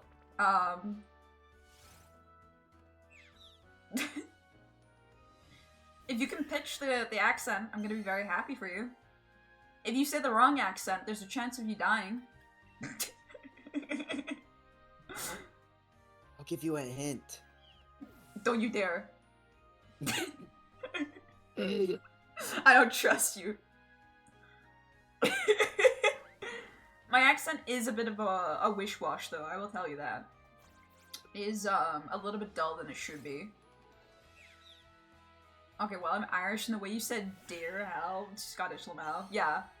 I was worried that you were gonna say Irish. I've had that a couple times, and it's made me, wish-wash? I heard it. Well, okay. I say wish-wash because I've had out with too many Texans, you see. Oh god. You just knew I was gonna talk about you. You just instantly screamed. I've had it with too many No, Texans. that's not what I was screaming about. And I have Liverpoolian family, so I have this Scouse accent in there as well. No, I would chime on the accent if it was Irish. Yeah. I can never tell with Twitch. Twitch doesn't seem to know the two of them. There's been multiple times I've been called Irish, and there's a couple times my chat have purposely called me Irish just to piss me off. You can act- But you're not Irish, you're Turkish. And then no one over here is denying everything about my existence. I can't have anything. I need that antihistamine to sneak in. I don't want a runny nose. Not on stream. With Brevlin, I don't take offense for being called a Scot. It's not that I take offense, it's more that I know that people do it on purpose to be an ass.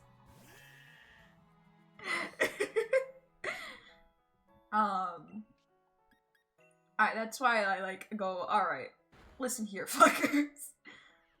You know what you're doing, and you need to stop it now. At least it's not Ulster Irish called fish fash and chips bristle tatties. I'll take Scots. Look, tatties is a good word. I do like mince and tatties.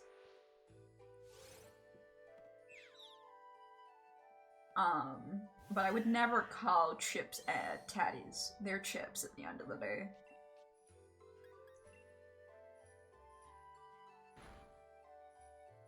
Tardies sound dirty, bro? You'll never guess what it's used as a slang for in Scotland as well. It's used for two different things, or potatoes and then the men's potatoes. I've blown like 6 coworkers' minds by when I tell them what they call cigarettes in Europe. Yeah. We have a lot of slang in Scotland, especially. There is a lot of words that we use that on purposely sound a little bit dirty as well. I feel like the Scots really like just fucking with people, specifically.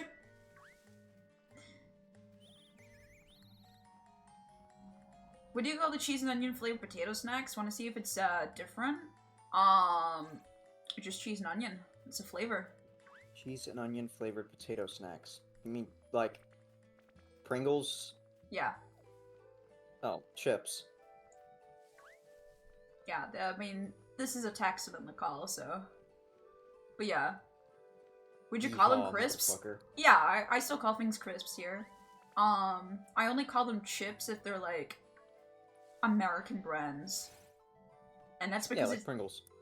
Well, Pringles is also made in the EU, so it says those crisps on the pan. I mean, like, I get a packet and it literally says it's American chips.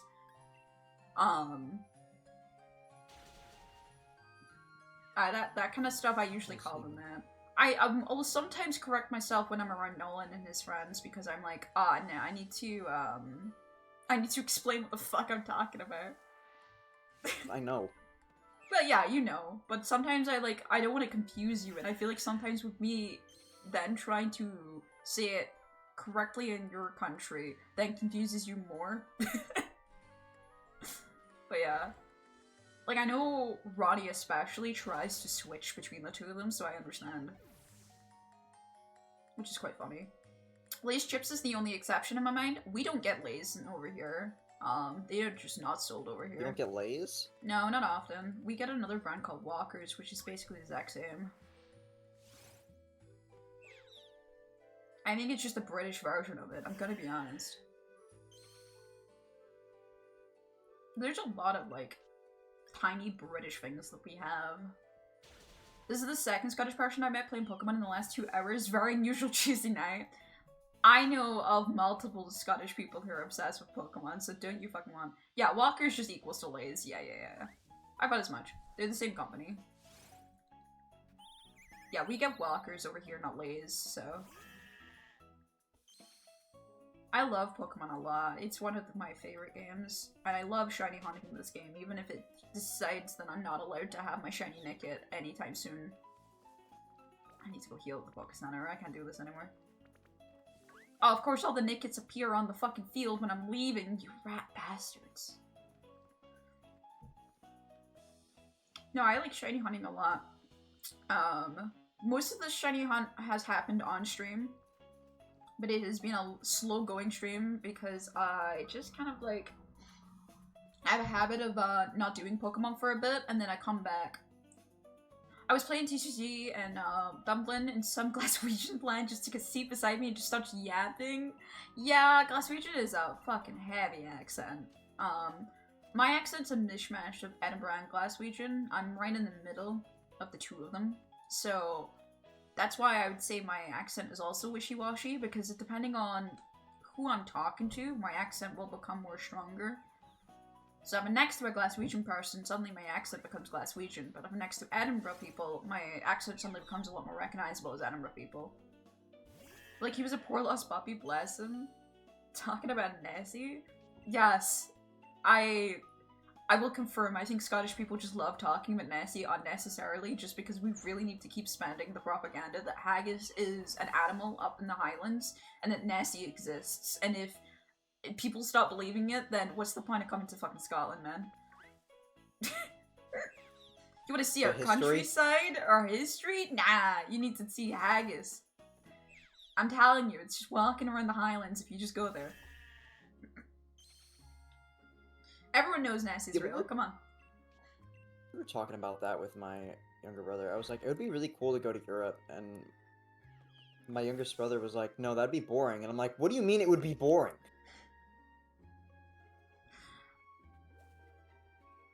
Why is everyone talking about haggis being a real creature lately? Oh, it's not a lately thing. Did I miss a bear? No, a beet. No. This has been an ongoing thing that we've been trying to gaslight people into believing because the problem is this, right? Tourists lately, and it's probably why it's been circling a bit more, but tourists lately have found out what haggis actually is and is complaining that it's disgusting, forgetting that they also have traditional feeds that are like probably also gross to other countries when you actually think about what it is, right? So Scotland especially has been trying to gaslight people into thinking it's a real creature of some sort, just so that people stop complaining about how disgusting it is, and instead we make you sad that you killed a cute creature called the haggis. Because supposedly that's a lot less than what it actually is. He went on a rant about Dragonair being a better representation for Nessie than Lapras. Well, that guy's a fucking fake Scot. That's some bullshit right there. Dragonair is a fucking serpent that looks more like a Chinese dragon than a fucking Nessie. Nessie has meat to her, okay? She ain't a fangirl. She's got some weight to her. Lapras has got that weight. My girl Lapras is always gonna be the Nessie's run. Like, Google Dublin's Cody dish and tell me it doesn't look absolutely gross. I mean, black pudding's the same. Black pudding is a very traditional thing, and then when people realize it's pig's blood, they fucking lose their shit. but people need to remember that there is so many things that look gross for a bit, but if you give it a try, it's fine. I'm not the biggest fan of black pudding myself, but I have texture problems, and that's where it comes from. The taste is fine, I just have texture issues with it. I think if I had black pudding in a different way so it'd be less crumbly in my mouth, I wouldn't have a problem.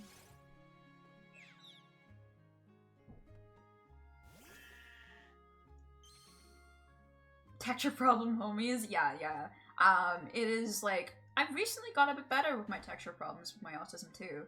It's one of those things I think when the more you grow, the less your taste buds change in that. Eventually your autism decides, you know what?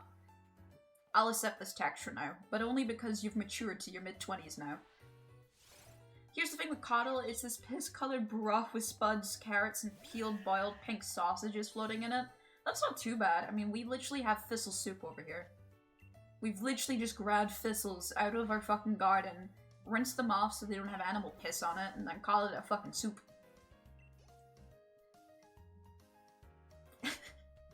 Scotland had a hard time. You can tell with the food that Scotland ate, we had some bad fucking famines, man. We really just fucking ate anything we possibly could. Oh no, thistle soup is nice, but as a concept, it's kind of wild. We had raw nettles during the famine. Famine food for real. Yeah, I think it's really obvious in Scotland's history on the food that we ate how much people struggled. Especially since Scotland really struggled to get an economy going for fucking years. We were really struggling with that shit. And then England was just like, hey, but have you considered religion? I'm really, go fuck yourself, bro. Blue Eyes Samurai, great show by the way, has a wonderful line from the Irish protagonist in it. I haven't seen that one. I've seen a lot of shows. I need to watch more. Watching From made me feel like there's a chance that we can watch good TV shows again without me wanting to kill things. Oh yeah, so I was doing some research. The guy who plays Boyd, he was in the show Lost. Oh! Ah! This guy can't catch a break. He's just he just causes like the most horrific things to happen to himself. I was a boy when the Tudors burned any food the rebels under Old Nile might want to eat. We starved, everyone starved. Yeah, you get resourceful in a famine for sure. I mean, like, people forget in England how much they would just eat random junk on the fucking streets too when they were having a really bad time in the war. But England just likes poking at other people's food for some reason, despite knowing that they don't have any unique foods to them. They only know how to steal things.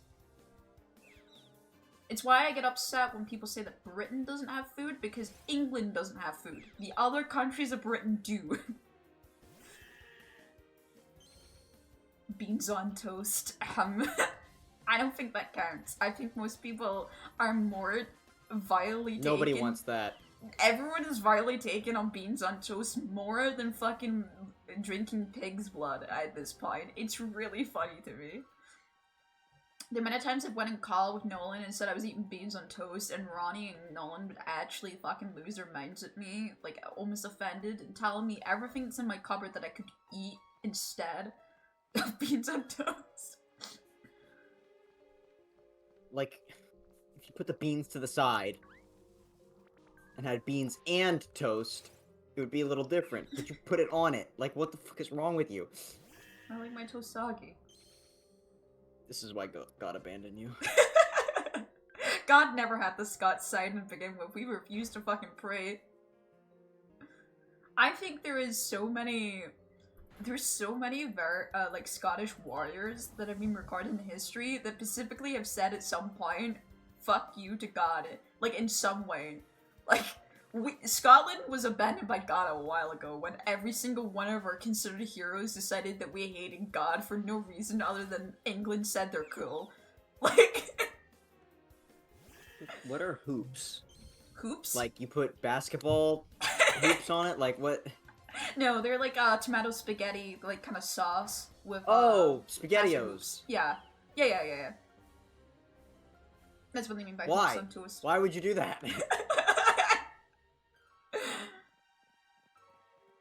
Just leave toast alone. Like, just put butter on it and be happy. No. I'm never happy. I must have everything on my toast. Hey, at least we're not saying we like Marmite, okay? That's okay. You know what? That's fair.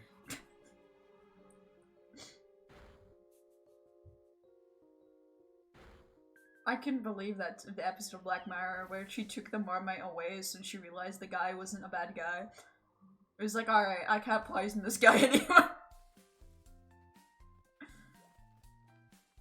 Hatred of God came to resentment of the monarchy, which was shown by divine right. So hating the monarchy, which were their oppressors, etc. Oh yeah, I know, but part of the monarchy just came from England itself, which is why a part of the hate of the monarchy started to begin with.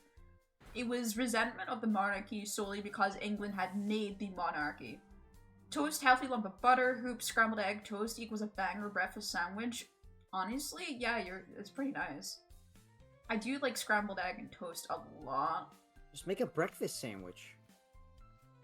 Like, you don't have to put, like, spaghetti on it. Like, just put the egg on the toast, some butter, and that's it. You don't have to put the SpaghettiOs on it. Well, the SpaghettiOs add the tomato sauce. Just make it on garlic bread.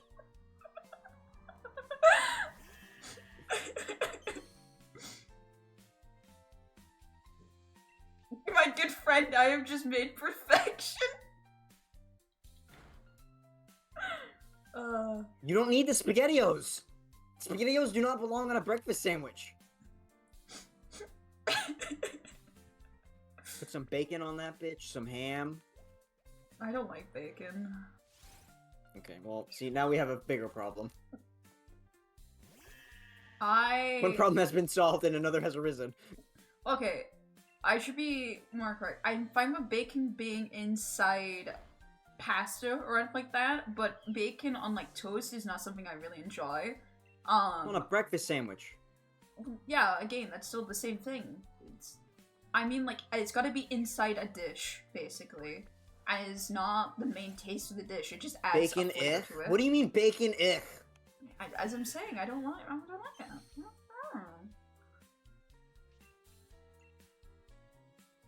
All the while, by the way, my dog is sleeping on my lap during this argument.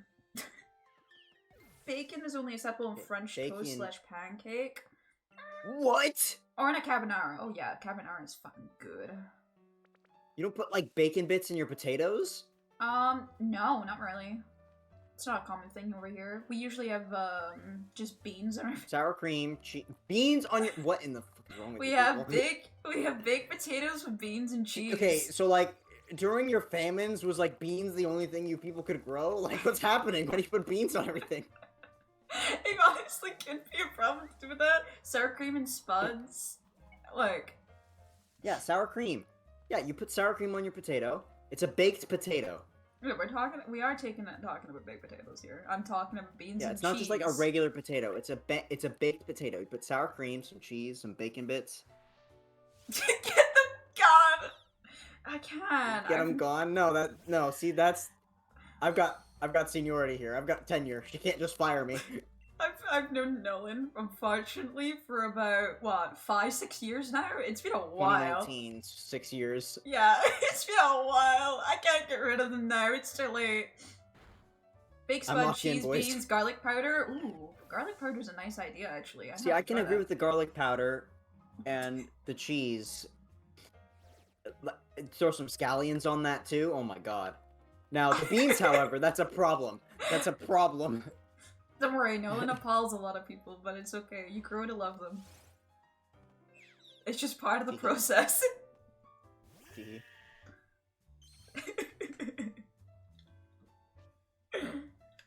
I like how my channel has become just as baiting food. Put, like, scallions on your baked potatoes? Yeah, scallions. Not often. That's what they're called. Spring onion type shit. What did you think I was gonna say? Green onion? Spring onion is usually what they're called in this country, for some reason. Green onion is what they're called over here. But they're scallions. We use them for potato salad? Yeah.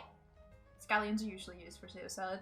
Yeah, I call them spring onion mainly because that's what they're on the label called, and I have an 11-year-old sister, and I feel like every time I use what is considered fancy language to her, everything is lost. Like, her little brain cells disappear for a moment and a loading sign appears in her head as she tries to process the fuck I've just done to her. Spring onion. Yep. It's a spring onion. Alright? Sprung Spring. But no, that's what it's written on the shelves and stuff like that, so... If I told her that, hey, can you go buy me a scallion? I think she would look at me and be like, the fuck did you just tell me? I don't put this on potatoes. I usually put it on my tacos. Cilantro. I don't have many tacos. I wish we had good tacos in this fucking country, but they're all shit. I also put cilantro in, like, soups. Soups are something for me, because, I have very specific taste for my soups. Are you going down, are you? Good girl. Tomato bisque. Oh, Jesus Christ. Cilantro? You mean soup? Soap? Soap? Cilantro soap? You have the soap gene? I'm so sorry. Cilantro is a blessing on this earth. We do have... I think I know what you mean by soap. I think there is one called There's cilantro. I'm pretty sure it's genetic. Oh, it tastes like soap to me. Oh. Yeah, it tastes like soap to some people. It's called the cilantro gene. Really? I've never had cilantro. Now yeah, for some people it tastes like soap. Now for others, like me, we get to enjoy this delicacy.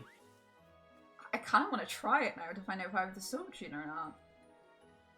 Hey, it's very, very strong. Yeah, what I'll do next subathon, I have to take a spoon of cilantro and see if I die or not. Yeah, look up the cilantro gene. I'm dead serious. I don't know if it's... I don't think it's actually genetic. It's just what people call it. How do you guys usually prep your taco meals? Apparently, I heard that Swedes do it differently. How do the Swedes do it? Like, there's only one way to prep a taco. Well, say your way, and then Nero can say yes or no. I'm gonna be honest. Cilantro taste aversion, where some people perceive cilantro as tasting like soap, is linked to the genetic variation. What? Yeah, this gene helps attacks aldehydes, which are components also found in soap and some detergents. Oh! So your gene fucked up and just think cilantro as actually a fucking soap? That's so funny. No. That seems like a really bad idea for a subathon, but I'm gonna write that down as a note now. I either get to enjoy something tasty, or I'm gonna start screaming on stream. Convulsing. That makes so much more sense and yet annoys me at the same time now. Yeah, that would annoy me now that if I end up I have the soap gene, Got a bad I will be spawn a now, upset. I can't taste this. Got a bad spawn! The only thing heated is the mincemeat. Everything else is usually cold. Additions like vegetables, the bread, etc., etc. Apparently anyone else heats their bread. Well, I don't use bread for a taco. I use a taco shell. Well, that's what they mean. Okay. Sometimes we heat our tortillas. Not always, though. I gotta look for a while, no problem. We don't heat our veggies, because that's just kind of weird. And then obviously put cheese on that. I mean, it depends. Like, if it's just a regular taco, I'm not gonna heat my cheese. I like eating my cheese, but that's just because I like melted cheese specifically. I put my cheese on... and then let it kind of, like, melt into the meat. I don't heat the cheese, specifically. I sometimes mix the cheese with the meat so it melts together. I'm a weirdo, yeah, but, like... I'm a very big cheese fan, and I would eat just cheese, like a fucking block of cheese, and just fucking nom that shit. Average French peasant. Welcome back, Brinkley, from shopping, by the way. And thank you for the lurk. I'll see you in a bit, Sandro. There's an ad break incoming, chat. My apologies if you get caught by the ad. I cannot stop it, unfortunately. It happens once an hour. So do take care if you get caught in the ad break. My apologies. It's perfect time for you to go buy some cilantro. Yeah, let me go buy it on my fucking Amazon cart with none of my money right now. All my money's in savings right now. Just so I don't spend it. Choose Monopoly money.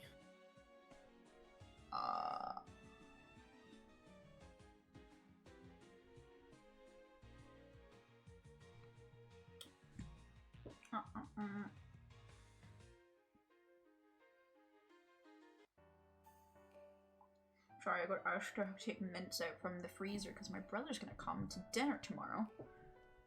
So we're gonna make a bigger meal than usual. So I had to go respond to the text so it doesn't look like I just left my mom hanging. My mom's in higher stairs than I am, and I usually go downstairs at this point. It's eventually Arya's gonna need to go out, so she'll ask me to go grab stuff sometimes, because she forgot and she can't be asked getting out of bed now. Taco Tuesday or Taco Thursday? Taco Tuesday. I've always heard Taco Tuesday. We've never had a set day in my family though. It's usually, so if we any had tacos, it was always my father that made the tacos, because we got taco kits. Now let me tell you, the taco kit is not fucking it, but when you don't have a lot of money, you take what you can get, okay? So, we have this really shitty taco kit that says it's the, exactly how Mexico tastes, and I tell you, Mexico doesn't taste very good with this taco kit. It's exactly how Mexico tastes, let me tell you. So I don't trust it. But, we make that taco kit every now and again, whenever at my dad's. It's a treat, basically. That's why I say that I've never had good tacos, because I usually have only had that taco kit. So I've never actually had good tacos before. But as I said, we usually try to make the mince ourselves and try to do what we can to make it tasty. I sometimes put a little cheese in the mince, so then the cheese and the mince is together and it's heated together and it's really nice. It also means that the mince is a little bit more firm and won't fall out the taco as easily, because the taco shells that we have are so fucking shit that everything falls out of them so easily. Not like as in like the good way of falling out of like, oh man, I've packed the taco too tight. No, I'm talking about the taco shell just fucking crumbles as soon as you pick it up. It's something else. We actually got to a point where we gave up and we just got wraps instead of tacos because the taco shells were so shit. And at least with the wraps, we'd be able to eat whatever the fuck was inside. But it's just not the same either. It's not a taco anymore. It's just a wrap of mince and some salad. Yeah, I always heard Taco Tuesday, and if we were to pick a day, we probably would have it on Tuesdays. Thursdays was always our chaotic meal. Welcome back from the ad break. Welcome back, guys. So sorry about the ad break, my bad. If I could stop them, I would. However, overlords and Amazon demand their money, so you must see horrific gamer ads. I keep getting... Usually what I keep getting is shaving product ads, which I don't know what is... I don't know what that means specifically. Like, what are they suggesting to me? Do they think I don't shave?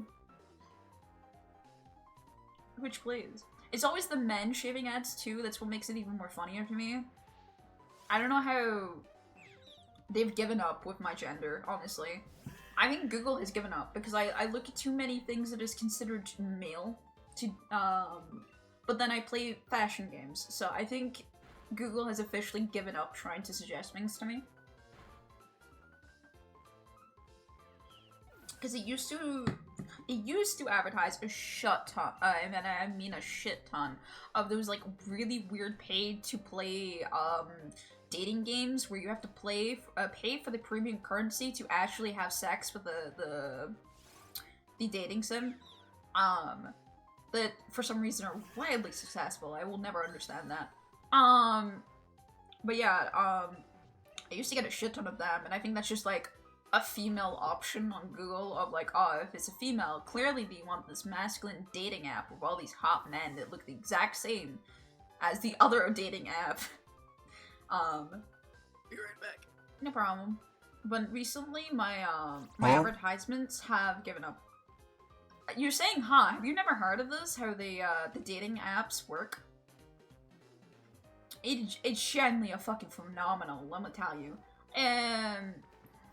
So basically, usually what happens is you have premium options, and those premium options cause more affinity towards the dating partner you want to select, and that is how you get closer to the dirty scenes that can happen. That's usually how those games work. I'm not joking. But recently, I think the Google has given up trying to actually advertise games to me because they don't understand what I want. So they just started suggesting a whole shit ton of razors. I don't know why. It's really funny.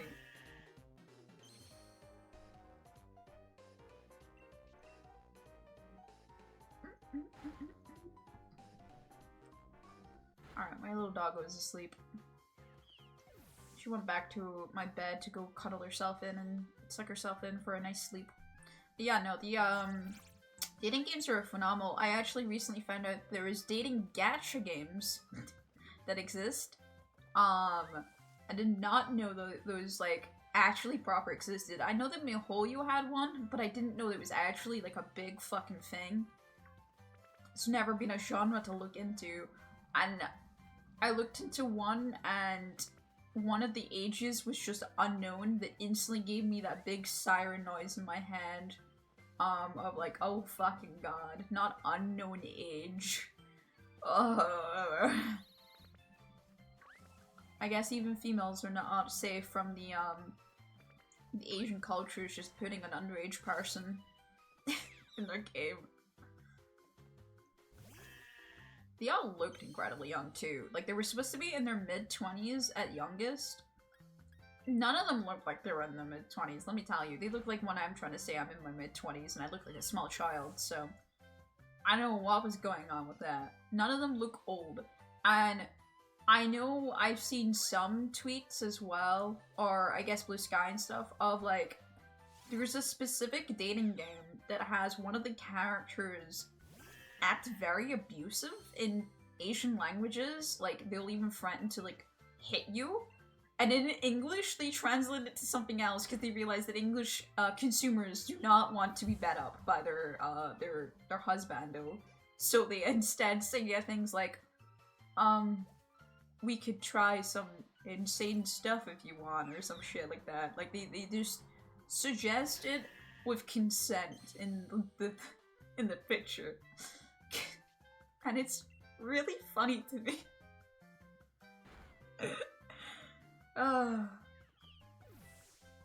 All dating sims are very weird to me. I've never been into dating sims, really. They always make me, slightly uncomfortable.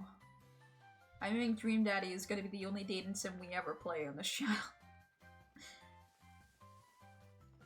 I was debating that Date Everything game, but at the end of the day, it is a dating sim, and I don't think I can do it. Even though I think it'd be really funny to fuck about in that game and make everyone despise me. I don't think I can do it. I don't think I can swallow that pill. And it's not even to do with like, oh, I have morals. I don't have morals. I don't have morals, man. That's a lie. I fucking threw them out a while ago.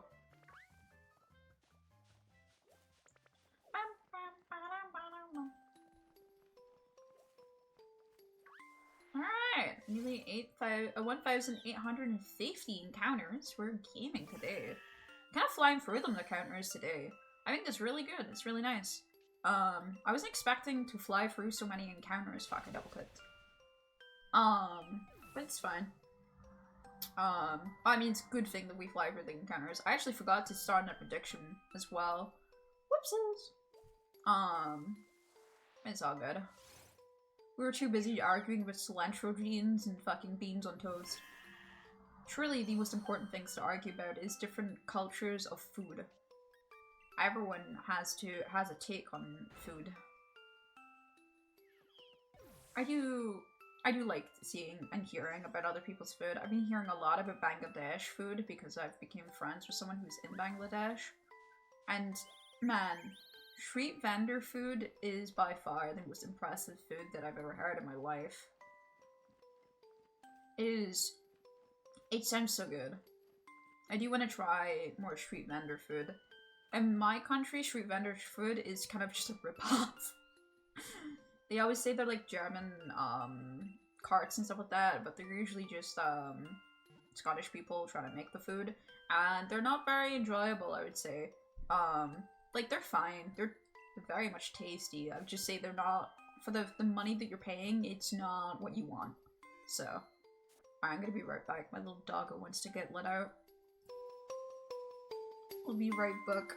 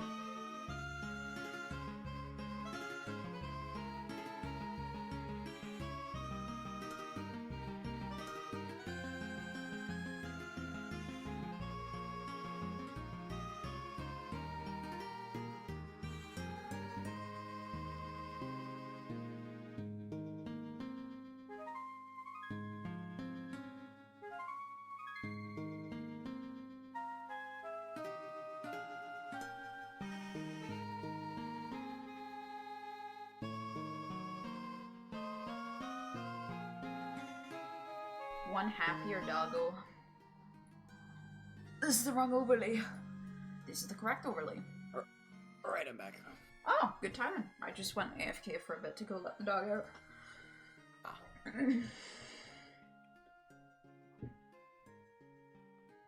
Oh god. My fucking back.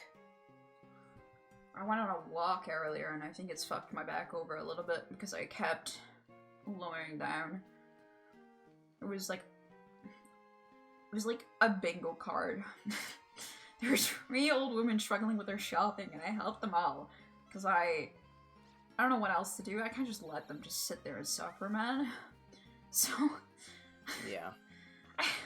But it was, by the third point I was like, right, okay, why is everyone shopping today? Right? What the fuck? So I ended up helping them all. I mainly get 2 benches so they could rest up. Because they did not want me to walking all the way to their house, which I can understand. There's a little bit of hesitation for that, but yeah,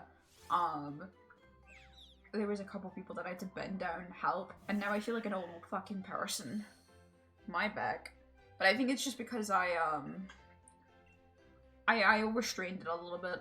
One of the shopping bags were really heavy, and I don't know how this woman fucking got the way she was in the first place. Like, she was pretty far away from the shop. She was nearly home. And I was like, how the fuck had this woman carried this whole time? Because I'm fucking dying from the one little bit that I went for with her. Because it was all like, it wasn't alcohol. It was just different types of juice and stuff like that she had got. Milk, that kind of shit. It's all our heavy shopping in one bag. Which, I didn't want to lecture an old woman that you should probably make sure your heavy shopping is mixed. Because she ended up with one bag that was really light and one bag that was really heavy. There was no necessary need for that. But I feel like lecturing an 80-year-old plus on how to pack your bags by what looks like a teenager is probably not the thing they wanted to hear today. Yeah. So I left. Yeah, two of them I was just helping get to their bags to like a rest point so they could rest up, and one of them to one of them was going to a bus stop, so it was less of a rest point and more just looking at home. And one of them managed to drop shit out of their bag, so I just grabbed it all. But like, yeah, that one old woman that had her fucking bag filled with like every heavy object under the sun had me dying. And she was like, "Oh no, if it's too heavy, you can leave." I'm like, "And let you carry it, ma'am? No, like I couldn't do that." So yeah, what should have been just like a 5-minute walk, just because I wanted to, I don't know, make my hay fever worse. I don't even know why I went for a walk today when my hay fever is so fucking high. It's probably the worst day to go out for it. I think it was just because it wasn't raining, and I knew it was gonna rain for the next 2 weeks, so I gotta take what I can get. It was like really stormy yesterday for quite a bit, so I was actually worried my Wi-Fi was gonna go out yesterday because of how stormy it was, but it was fine. I think it was just high winds, and just because where I am, the winds always seem much higher than they actually are. Being high up on hills just really do that for you.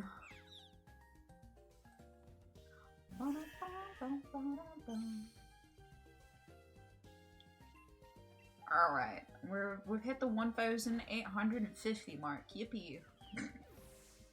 Only, what, another 1,800 before I even reach odds?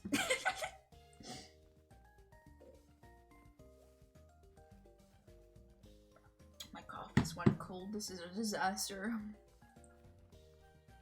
I'll say as if I don't have cold coffee every day of my life. I'm really bad for drinking my coffee quick enough that I'm not having cold coffee.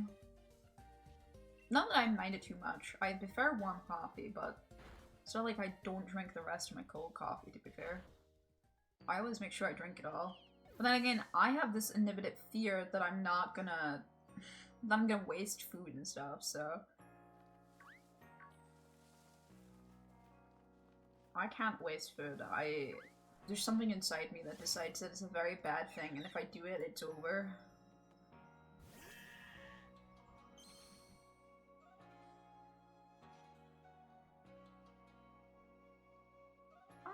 I'm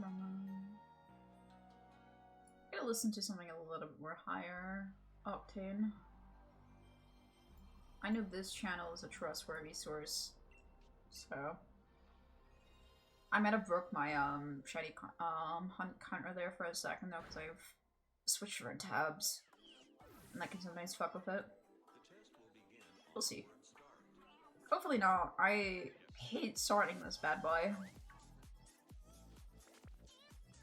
It's really great when it's running that it auto counts, but I hate when it stops working. I don't know, it's still working. That's all that matters. I do like my shiny, and the thing being auto, it's really nice. I need to check if it works, what games it works on actually. I know it works obviously in Southern Shield, but I think it works on a bunch of other games too. Like including some old gen games, which is kind of nice. I would have to go check though. I know how it works basically is it just looks for a certain line. You give it a screenshot of the line, and it just looks for that on a separate window that I have open for it. So I have a window that just has my Switch screen on and nothing else on it. Just so I can read into everything that's on. Because if it's on my stream overlay, it could overread wrong words and stuff, so. This is a nice little piece of tech, and it feels kind of weird it took so long to get auto counters in Pokemon. But it's nice to have. I think this one needs to be updated though, because it's been a while since I've updated it. So there may actually be some updates that I have to do it. Like, this has been sitting on my computer for a while, so... Give me another Nickit, please. Ah, not a Choodle. No one likes Choodle. Except from the people that do. I just don't like Choodle Shiny specifically. I don't really want it. I'll be really sad if I end up with a shiny that isn't Nickit, I'm gonna be honest. If I run into something and it ends up being shiny, I get to move on from this route, but I really want the Nickit, man. I've been hunting it for so long that I need it. Still not my longest hunt, to be fair. I've had way longer hunts before.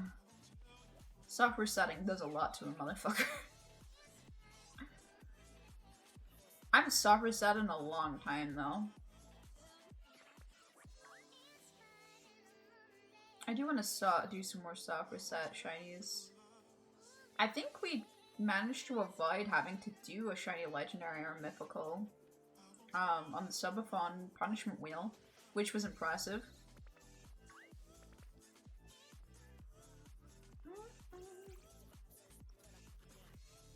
But I think I probably will do one in the future once we get more of this Sword and Shield shiny only challenge a little bit more further than just the second route. I'd like to be somewhere that isn't just the second route, because after this we get into the open area, and I can progress a little bit more of the story, because I'm thinking for the open area I want to try and do as many different hunts as possible. And in the open air, we can do fishing hunts, which actually work on streaks, so they should be a lot faster to get shinies while fishing. I believe that's the easiest way to get shinies in Sword and Shield. Also, probably we'll do a couple Masuda methods just to break up the monotony. Gotta make some things a little bit different than just the same thing over and over again. That's what we call insanity.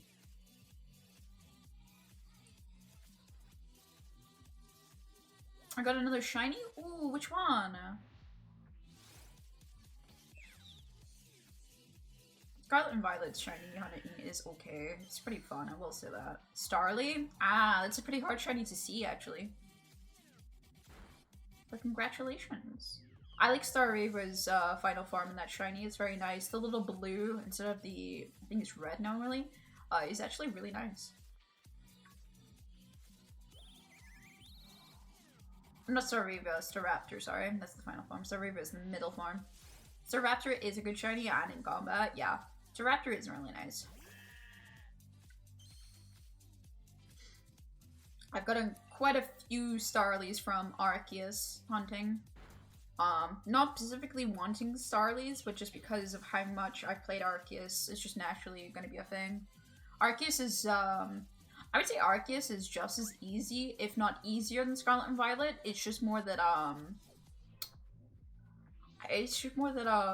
people don't comment on it as much because you gotta get later into the game to be able to do it. I think you can get into shiny hunting so quickly in Scarlet and Violet, and that's kind of a problem. Carried me for Pearl and Diamond? Yeah, that would do it. Pearl and Diamond are supposed to be hard games. I've never played through them all, but I've heard they're actually pretty punishing. I need to play more old gen Pokemon. It's hard though. I know we're gonna do a black and white playthrough at some point on the channel. The champion traumatized people, yeah. I mean, I get why. At the time, fucking hell. What's funny now is if Cynthia's team shows up now, it's really not that problematic now. But at the time, there's barely anything to really work against Cynthia's team.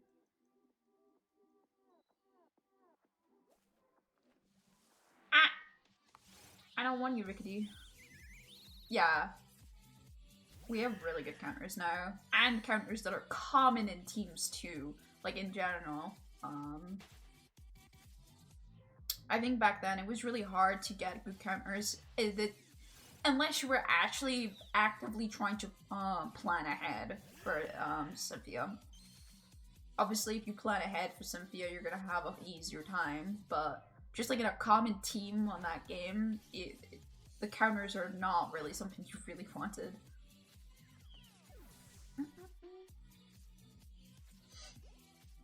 But now there's so many counters that you would just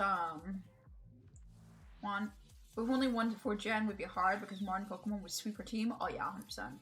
That's the interesting part. Me and Nolan actually watched a video where someone put all of the current trainers against each other in a simulation. Now, I don't think the guy did the simulation the greatest, but also doing a simulation is hard to do in the first place, so it's whatever. I understand the problem behind it. But yeah, The teams are very interesting, to say the least, and fun to see in a simulation on how strong or weak every gym leader, Elite Four, and champion was, and seeing how much a lot of the old gen don't stand a fucking chance now, just because of how they're formatted. Power creep. Yeah. And also just more that obviously as the game has progressed, people know how to actually play the game, including the devs, even if we would like to not admit it with the fact that Scarlet and Violet has Pokemon that only have fucking one move to their arsenal, but they still are good moves for the most part and something that can fuck up a team. I think people are too harsh on Scarlet and Violet in terms of the gym leaders. I think the gym leaders were fine. The main problem with the gym leader teams was they just did not fit the gym leaders' motif. A good example is the bakery girl. There was perfectly amazing fucking mon to be using for her. There is a Fido right there, brand new Pokemon to be used. We can transform into a bug type, and it would be the perfect final Pokemon because she is the whole pastry thing. But instead we got a Teddiursa because they wanted to make that haha bugbear joke instead. And it really makes me question. I had fun with the game, I had good challenges. Yeah, there is good challenges in Scarlet and Violet. I mean, one of our Nuzlockes that me, Nolan, and a bunch of other people were doing ended up nearly dying because all of us challenged. We were blind, to be fair, but we tried to challenge a trainer without knowing that they were super fucking hard. And a lot of us really got fucked over. Though I do think it's weird that Scarlet and Violet lets you run away from trainers, and I think that never should have been an option. That should never, ever, ever, ever be an option. In any Pokemon game. The whole point of a trainer is you lock fight and you have to fight. That is the golden Pokemon rule. Changing that rule up, I don't think really helps anyone. It just makes the trainers have zero consequences. Especially since in Scarlet and Violet, you have to fucking you have to, actually go talk to the trainers to start the fight, so, yeah. I went slow with the game to the point even the champion was hard. Yeah, I mean, we've had arguments with Greta before. I think Greta isn't a great champion more out of design more than anything else. Her team is not her problem for me. I don't really care about Pokemon teams because any Pokemon team can be hard if you're not prepared for it. When you're aware of some things, everything becomes much easier. Knowledge is very powerful in Pokemon.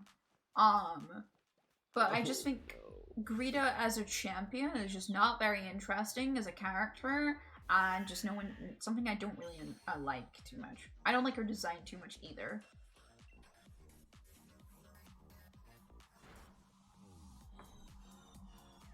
But I look a lot more at Pokemon for their design philosophies than anything else. My gripe with Scarlet and Violet is the gripe that many people have, where I just had too many fucking issues. When we were playing on a blind playthrough, as I said, we Nuzlocked originally blind. We played Pokemon so much that we thought it would be a good idea to Nuzlock it, and it was. However, I had so many crashes. Like, day one, we had to wait ages for me to play because we were waiting for my delivery because I always get physical games. So we were waiting on me for ages as is. Then when I do get to play, there was so many times that I crashed. Yeah, the game is a lot more optimized now. I will give them that. They did do some optimized patches. I think it's wrong for us to say they didn't do any. I don't think they did enough, but they did do some. And it's a lie to say they didn't do any. However, I crashed so much. I think it was, 4 or 5 times, Nolan, that we crashed day one with me, Oh, yeah. Yeah, it was crazy. And, I think there were some things that they should have fixed. Oh, yeah, they did something, but not enough. There shouldn't have been the Mons sleeping with their eyes open. That should have been fixed. Yeah. The fact that they had to release a patch, not even day one patch, it took a while for them to fix that, is unacceptable in my opinion. It's small details like that that really ruin your immersion in games like that, and I know that really, in the grand scheme of things, it wasn't the biggest problem, but on top of the bugs, having small immersion breaks just becomes so much more of a major deal. This is the thing, minor bugs don't seem important until you put them all together. If you are experiencing 50 minor bugs, one major bug could be less relevant to you because you experienced the 50 minor bugs. once they all start colliding together, it becomes its own major entity. That's the thing. That's why people get so angry about Scarlet and Violet. A lot of them were not major bugs, but there were so many minor bugs that it became too much of a problem. Like, I crashed the most. I even still crash on my Switch. It is ridiculous. I don't know what it is. And I think, from experience now playing more, I don't play as handheld as much, and I play docked more because I've got a capture card, so, it appears, at least, that, it could be because dock just is that much better. It's more powerful. But the thing is, I had a Switch Lite. I could not have docked the time that I was playing Pokemon. It was only kind of recently I got this OLED, so it's kind of annoying. I got fucked over just because I wanted a handheld console because I prefer playing handheld. I like lying in my bed and playing on my fucking console. Part of the reason I want the Steam Deck is because the idea of lying on my bed and being able to play some of the Steam games that are supposed to be cozy games in my bed sounds the best fucking time I could have in my life. I get to be cozy while playing the cozy game. It signed me up, man. Like, don't get me wrong, my chair is pretty comfy, but yeah. Laying in bed while playing your favorite games is great. Yeah, especially when you're sick. I don't want to get up to... Now, don't get me wrong, my desk is not far from my bed, but when you're sick, anything feels like a fucking mile long. Everything feels so much harder to do. So the idea of when I'm sick as well, and I get sick quite often, being able to lie in my bed feels really nice. And as I said, I have a lot of backlogs on games earlier. I definitely suffer the backlog issue. Steam Deck would actually help me a lot. For one, it has a stronger capability than my laptop does right now to run games. A little bit embarrassing, but the Steam Deck is a pretty impressive piece of tech. It is just a phone, basically.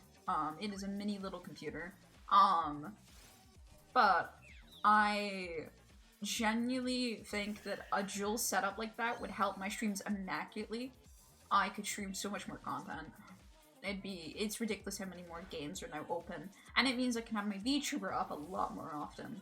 There's so many games I have to turn my VTuber off because unfortunately I just don't have the capabilities to run my webcam, the VTuber software, and the game while streaming. I could do a lot of it without streaming, but as soon as we add streaming into it, it's a lot for my little laptop. And it's getting old, so the older it gets, the more it's gonna start struggling, unfortunately. So if I can get the Steam Deck, I think it will help a lot. Just right now, it's out of my possibilities. It just sucks that as soon as I thought about getting the Steam Deck, the Switch 2 got announced, because I'm like, alright, go fuck you, Nintendo. But the more I think about it, the more I'm happier to get a Steam Deck over the Switch 2, despite the fact I am a Nintendo shell. I will fucking buy a lot of these games. Despite me complaining about Pokemon Scarlet and Violet, you bet that I'm gonna end up with Pokemon Legends at some point. I will end up with the game. It's kind of just how it's gonna go. It's just more the fact of, like, I don't know. I don't think I'm gonna get the Gen 10 whenever it comes out for a while. It'll be for Switch 2. I don't think I'm gonna get the Switch 2 for a long time, if any time.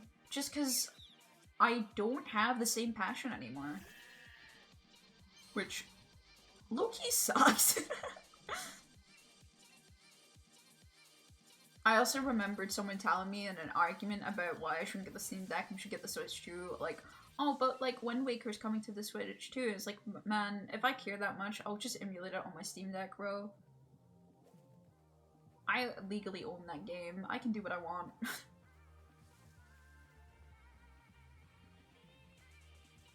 It's somewhere in my father's house. Where? God knows, but it's in that house somewhere.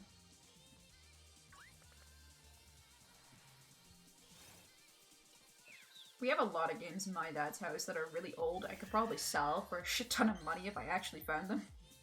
But I don't know how scratched or fucked they are is the problem. Because I think a lot of them are really scratched, because when I was younger, I didn't know how valuable games get the longer you fucking have them. They were just my games. No, not really. I'm thinking about all the CDs that I fucked up for my dad's collection and how much he fucking screamed at me about that shit, and then instantly sighed and realized he's getting nowhere with screaming at me because I don't understand. I remember when I was younger, vividly, my dad had like a vinyl of like one of his favorite bands, and I fucking drew on a crayon on the vinyl to draw like smiley faces on all the artists, people. Hell yeah. And my dad was fucking fuming. I had no clue why. I was like, look, I made them all smile. They're all happy now. They're not sad. Like, it's hard to be angry. It's a very wholesome thing that I tried to do for my father, but I do not understand the problems I've caused. So yeah, that vinyl did not fucking play after I did that shit. It jumped.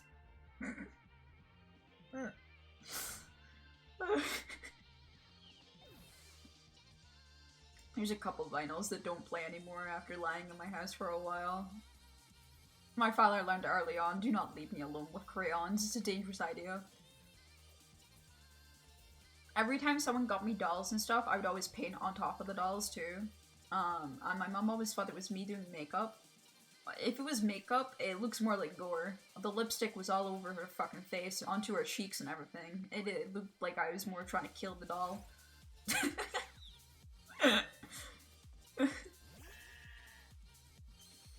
But yeah, the transport facilities of the Switch / Steam Deck or any other game like that, console like that, is something that I love.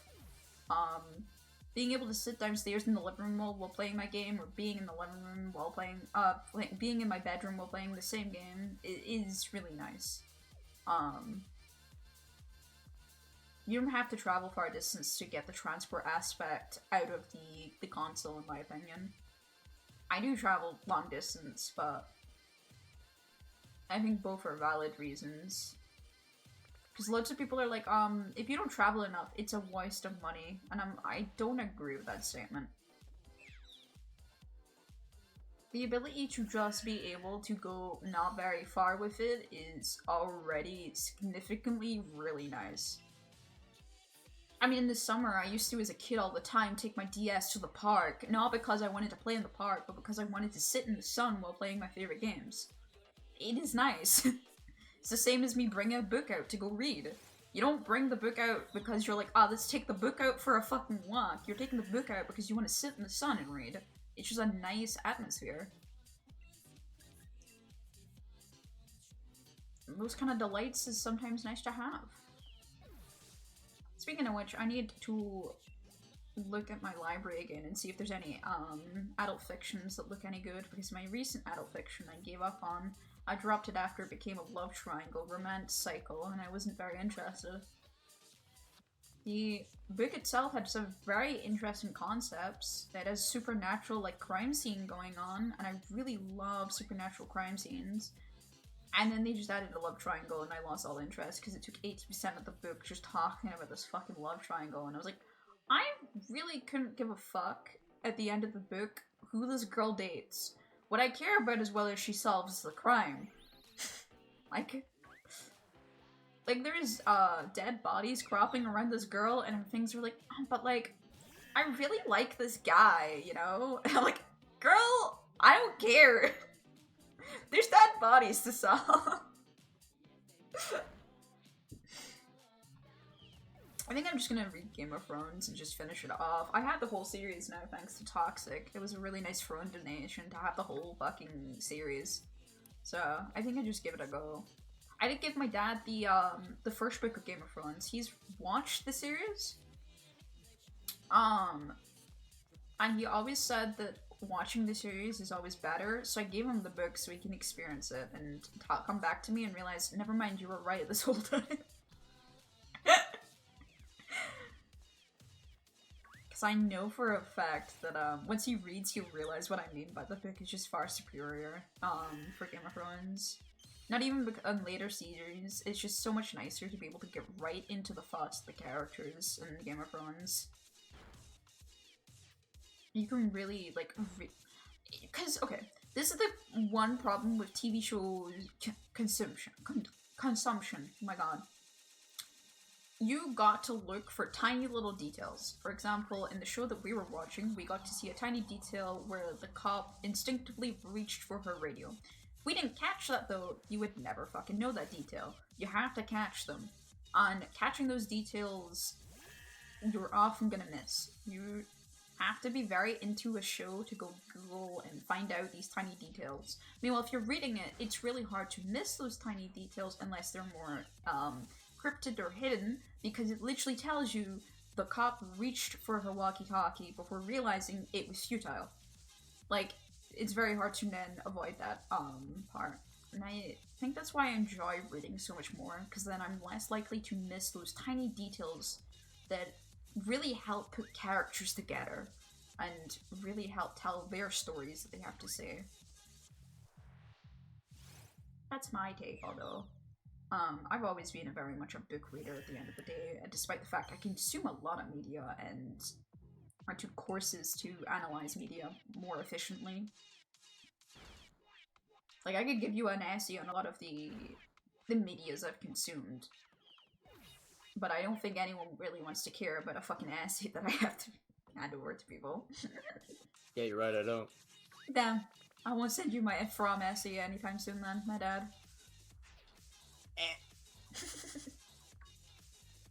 Theorizing for that show was very entertaining. When we were watching back with Gokus, obviously me and Ronnie were biting our tongues, not saying anything, but a lot of the time I was sitting in DMs just saying like, oh shit, this makes more sense, they were right, this there's like tiny bits that just make so much more sense. It was nice. I also noticed Gokus was right when he was saying it. Early on, there is not actually that much gore that they actually show you. They cut away from it a lot. And in later seasons, they're not shy from doing that shit in front of your face. And I wonder if that's just a budget difference, or if that was a decision by them to show you, to like make you feel even more comfortable later on. As if, because from the eyes of Boyd, things get worse, right? So it's almost like we're seeing it worse because Boyd is seeing it worse. And that's cool. That's all I'll say without actually spoiling the whole fucking stream though, because I really think if you... From is probably one of my favorite TV shows ever, and is very bingeable and very enjoyable to consume. We watched it all. I think we would have watched it faster if it wasn't for the fact we're trying to make sure the three of us with very conflicting schedules all watch it together. Ronnie did go his way to watch the finale though. He finished it off and started DMing me about it. So I was happy to at least see that, because I wasn't sure if he was like not as engaged as us or not. Because Ronnie doesn't speak as much about TV shows as I think the two of us do. Oh, I think that both of us enjoy theorizing a lot more than Ronnie really does. Ronnie just like sitting there listening and slowly taking it in. Yeah. There's different ways to consume media, and all of them are correct anyway.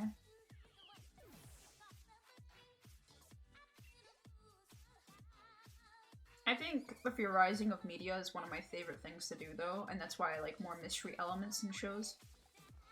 Like even in Game of Thrones, despite me getting spoiled for bits and pieces here and there all the time, either by just hanging out with you guys because you've consumed the media already, or just from online presence, I still like theorizing things here and there. It's still fun to do. Especially with how big the books are. I know there's minor details I probably have never fucking figured out, or there's death scene that I probably never know about because there's so many fucking ones. Yeah. I can't know about all of them because there's just too many to talk about.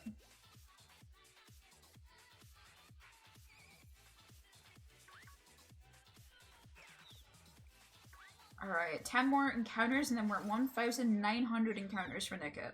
We're really reaching that 2,000 mark today, it seems. Ooh, not good. Though we're getting closer than to actual standard rates. Remember the, when we're not hitting the aura Pokemon, I think they're called, with the yellow, kind of thing coming over them, we are just looking at normal fucking Pokemon rates, so... Again, we're still technically under odds. We are over odds for aura Pokemon though, I think, by now. Unfortunately. we've had very unlucky encounters with the Aura Pokemon, because the Aura Pokemon are like 1 in 240 or some shit. So I should have probably have had it by now.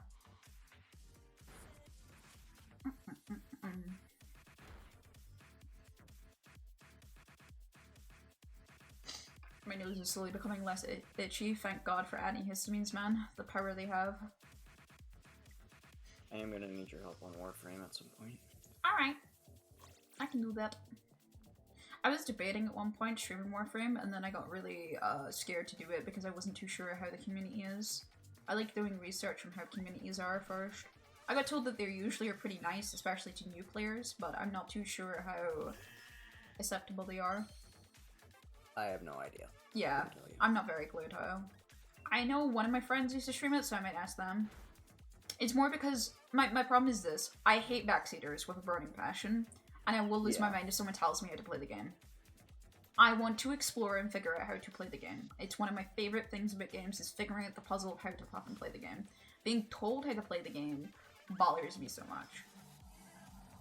Unless I ask for explicit help on a puzzle or anything like that, you should let me figure it out. I need to add that as a tag again, actually. I got rid of that by accident. Or rather, my tags got all reset recently, it seems, by Twitch. I had to add them all, and then I added like a bunch of like really silly tags because I could, until I figured out what my tags were beforehand. Like I added one that was called friend shaped because my friend demanded so. There's another one called little guy pilled. Little guy pilled. Yeah, I was gonna just put a little guy as like a tag, and then I saw one of the tags was just little guy pilled, and I was like, I'm taking that tag. Another tag I added on was swears a lot. Yeah, that sounds alright. I think it's a good tag to have, actually. 8. It's a more educational one to have for what my streams are like. Though I already have to make my stream 18 plus for the vulgarity that I say, because otherwise I'm not allowed to say the word cunt. And The special word? Yeah, the special word, because it's just way too vulgar. Otherwise, you know, you gotta really warn people if you're gonna say that word, I guess. It's just a... I love how scary Twitch makes it seem. Like, they make it seem it's on level of a slur in terms of vulgarity, and I'm like, no. It's just a word, man. It's fine. I just like it. It's a silly word. There's certain words that just tickle me more than other words. Alright, 4 more encounters. I think we are reaching the 2,000 point today. Kinda crazy. I keep checking my DMs because I know I'm getting hit by other people. Oh, Nero sent me a short explaining Swedish tacos, so clearly there is some sort of difference if someone makes a short just feeling them. I'll look into that later. Because we've kind of closed the taco arc of the stream. I don't think we need to reopen it again. That's asking for Nolan to lose his mind again when I say something hot take about my food. You guys put beans on tacos too? No, I have not. I have put black beans, but that doesn't count, right? You're gonna make all the Hispanics cry. I like black beans, okay? You put those on a burrito, not a taco. Yeah, well, we don't have fucking either in my country, do we? We have whatever the fuck they say are Mexican delights, and then it's like the most bullshit thing you've ever opened up in your life. It might as well be a fucking TV dinner.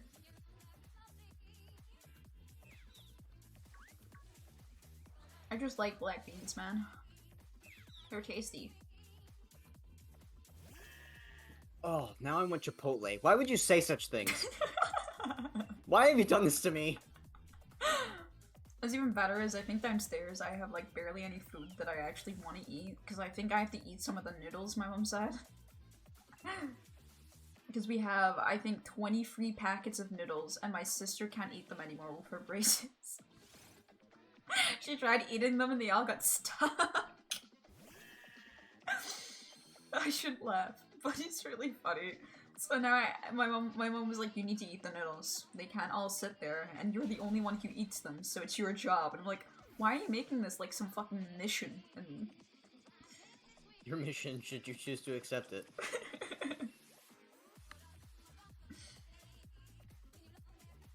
So I'm probably gonna be eating noodles. Chicken noodle to be precise. We have some other ones, but I always like the chicken ones the best. When we run out of chicken ones, I'll be a little bit upset. But I think the majority of them are chicken because that's what me and my sister usually eat. We have fish fingers too. I keep saying to my mom we should eat the fish fingers.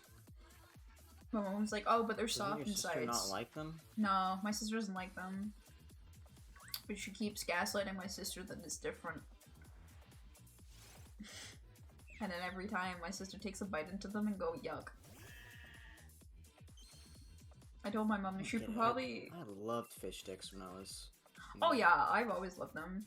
Though, the reason I loved them was probably a fucked up reason. Oh. When I was younger, very easily influenced by media, as most young kids are. And the Doctor Who episode aired of, the Doctor eating fish sticks and custard. Now, I've never had fish sticks and custard, but because the Doctor liked fish fingers, I was like, I too like fish fingers, because the Doctor is cool, just like me. I thought you were gonna go, like, I mean, in all fairness, I don't think there are any fish sticks that are shaped like fish, but like the whole, like, people eating dino nuggies and acting like they're, like, murdering dinosaurs. I've had, some silly moments like that. I remember that there was a point that we had spaghetti hoops, but there were alphabets instead, right? And my mom thought it would be cute if she spelt my name in the alphabet soup, but instead I thought it was a bad omen and refused to eat them for weeks. Sounds about right. Like, I was like, no, the alphabet says my name in it. And my mom was like, yeah, because she had done it on purpose. And then I was like, I can't have it. I'll die. You're gonna die. Yeah. And my mom was like, my brother in Christ, my child is filled with stupid. My child is filled with stupid. My mom had very many thoughts about me when I was younger. It's really funny to think back on, because my mom suspected I had autism pretty early on and took me to the doctors, and the doctors were like, no, don't worry, your child's very normal. No autism to be detected. 17 years later. To be detected. So, when I was younger, whenever we read books, whenever my mom changed the page to the next side, no matter if I had read the book like 400 fucking times, and I knew it was gonna happen, I'd get really fucking excited. Like, I'm talking about, like, I would cheer, I would have a really big :D on my face, the happiest fucking child you've ever seen, and I would start jumping on my mom's knee of excitement every time, without fail. And my mom took me to the doctors because of that. She was like, I think my child broke you. They're too excited about books. This is not normal for children. And my doctor was just like, nah, that seems normal. I don't know what you're on about. Normal children behavior, in my opinion. And then it progressed a little bit more. It became anything I got excited for. I got really heavy stims for. And even when I was 10, I was still heavy stimming the way that I used to. Unless, not with books anymore, but with anything I was excited for. My mom has videos of me really young, having literally the biggest smile on my face and not jumping, but literally vibrating on the spot of excitement. Like, it is very adorable. But it was like my way of trying to convey happiness to my parents and stuff like that, and then people would obviously bully me for it. So my mom was trying to get me to stop, and I couldn't. It was my way of conveying the happiness emotion to my parents. The happiness emotion. Yeah. Yeah. That's just a really weird way of saying I felt happy. Like, the happiness emotion. Did I tell you I'm autistic? I too feel this emotion known as happiness. There's one part in my doctor's note when I was getting diagnosed by for my autism that always makes me fucking absolutely giggle. Where it says at one point where I they were describing things as if they didn't want to make offense to me. And it was like, this man is black in color, as in his skin. It's like, I really made it clear that I did not mean, like, anything offensive by it. And I was like, man, even when I was younger, I was woke. I was infected so young. Infected? The woke virus takes all, man. Don't you know? It's an infectious disease. Quarantine. If you survive.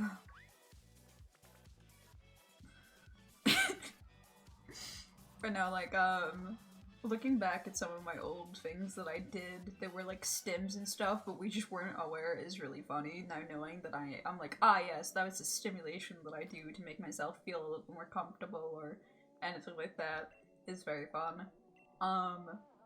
Like, I always, when I was younger, whenever we went shopping, my mom would fucking end up, like, getting angry because I would go around the shop and touch every item before it goes in the car. I had to touch it. If I didn't know what it felt like, I got upset and I'd throw a tantrum and cry in the shop. I'm talking about when I'm really young, by the way. No, this still happens. No, it still happens. Every time we go shopping, I fucking sob. Mom, you must let me touch the chicken. But yeah, no, I, like... Take it out of the wrapping and let me touch it. I would lose my mind if I didn't touch it, and if I didn't like the feeling of it, I'd put it back and find one that I liked the feeling of instead. And it drove my mom insane because it made shopping take that much longer.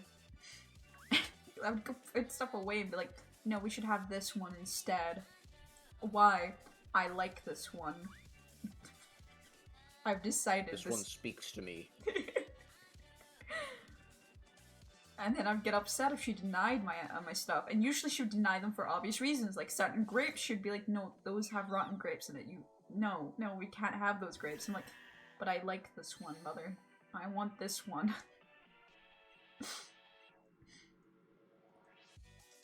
I was a very lonely child for specific reasons, and I can only imagine why. I'm sure when I told other kids, hey, do you ever touch the shopping before your mom puts it in the cart, they just looked at me like, huh? Do you ever make sure your parents are grabbing the right grapes? Do you ever cry in the middle of the shop because they didn't get what you wanted? Oh no, I don't mean in like your favorite toy, I mean your favorite chicken out of the selection. Not a prime cut of chicken.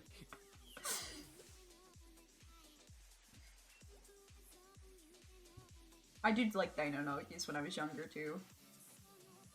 I feel like that's a way of just living though when you're a child. I do like my dino nuggies. I haven't had dino nuggies in a very long time, though to be fair that's probably a good thing because it's all just processed chicken. I have a lot more Yeah, but it's shaped like a dinosaur. Yeah, but like, consider... Absorb their nutrients. I have had a lot of smiley faces before. We get them a lot. The because... smiley face potatoes? Yeah. We still get them because Millie likes them, so... Well, who doesn't? Well, Millie's a You get picky to turn that shit. smile upside down. Wait, no. Wait, no! No, Millie's really picky, so it's really hard to get her into foods. So we have to, like, kind of watch what we buy, because she has a really bad habit of being like, I just won't eat, I'll starve. I'll die. I used to be really picky too, but then my parents told me, look, and I still follow this to this day, just try it once. If you don't like it, you don't like it. Just try it. I took a while to get to that lesson because I was really scared of textures and stuff, so... There's an ad break starting, chat. I cannot stop it. I'm very sorry if we lose you in the ad, so I hope you survive the adpocalypse and we'll see you afterwards. It's crazy. Like, it's like 3 minutes of ads. It's pretty bad. But it's that, or if it's... I think the other option I have is every 30 minutes. It's like an... I think it's a minute and a half or 2 minutes, so it's just not worth it. I'd rather just every hour you have that 3 minutes of ads. It's the less I can give them. The less ads I can give people, the better. And it also means that no one, when joining in the stream, gets ads, which is such a big thing. I hate joining a stream and then instantly get reminded with an ad before I can even tell if I like the person. Yeah. I'm picky with my content because there's so much content going around, so I might as well be.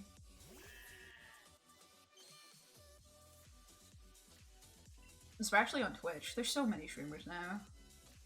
They did lower the affiliate, the way to get affiliate, and people were getting upset because, other people were upset about the affiliate things being lowered, and I don't think people seem to realize the reason people are upset about the affiliate thing being lowered is because it's Twitch being greedy. It's not because they're upset that more people are gonna be affiliates.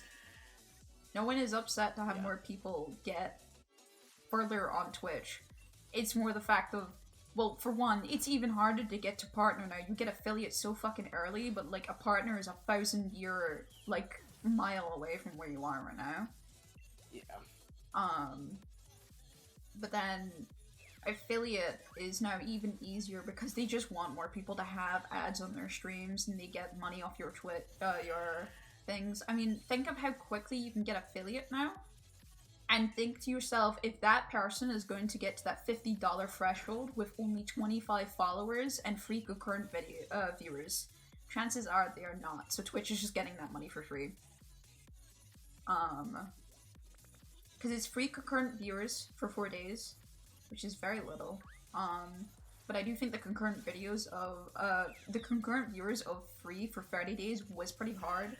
It just meant that if you had a couple streams that just were a little below, you just got fucked over for no reason, and it was a bit, of a oof. It is 25 followers instead of 50 followers now, I believe. Which I don't think followers matter too much. I think your first 100 is one of the hardest pushes to do on Twitch. And then afterwards, it kind of just naturally grows by itself. But that first 100 is always that hardest point. What was the other one? Oh, stream for only 4 hours in 30 days, which is ridiculous from 8 hours. I think 8 hours is a fine ask for people to do in 30 days. But I think the reason for that cut is less for their money hoarding aspects and more because shorter streams are becoming a lot more popular with people. Some people only stream for an hour and then call it quits, and that's it. That's the stream for the week. It's kind of crazy to me. I have always been one that watches a lot of people who stream for 6, 7, 8 hours long, sometimes even 12 hours long before calling it quits. Because I watch people who shiny hunt, so shiny hunting obviously takes ages, but also I watch people who do challenge runs, and sometimes they try to do that challenge all in a couple streams, so they don't have too much, because the quicker they can do the challenge, the quicker they can edit that challenge and then put it on YouTube. So, it helps to get it all done and get it out the way as soon as possible, and then they can move on to the next one and make their next YouTube video, basically. But it depends on the streamers. But a lot of the streamers I watch do have very long streams. They're not really short streamers. But it seems like it's getting more and more popular to have shorter streams. I feel like a 3 or 4 hour stream at the minimum is a good idea anyway. It's a good happy medium of being small that I think is manageable for people to handle. But also long enough that people can sit through it and enjoy content. I feel like an hour, though people are not going to be here from the start of the stream to the end of the stream very often, an hour does not let you get new viewers coming in. You're not live long enough for people to actually see your stream, in my personal opinion. But I don't know how it actually works in Twitch, because the algorithm is whatever the fuck it feels like that day. I've seen some new streamers crop up on my algorithm and be really baby streamers, brand new, and every now and again it's just filled with what you expect to be the best streamers of that category.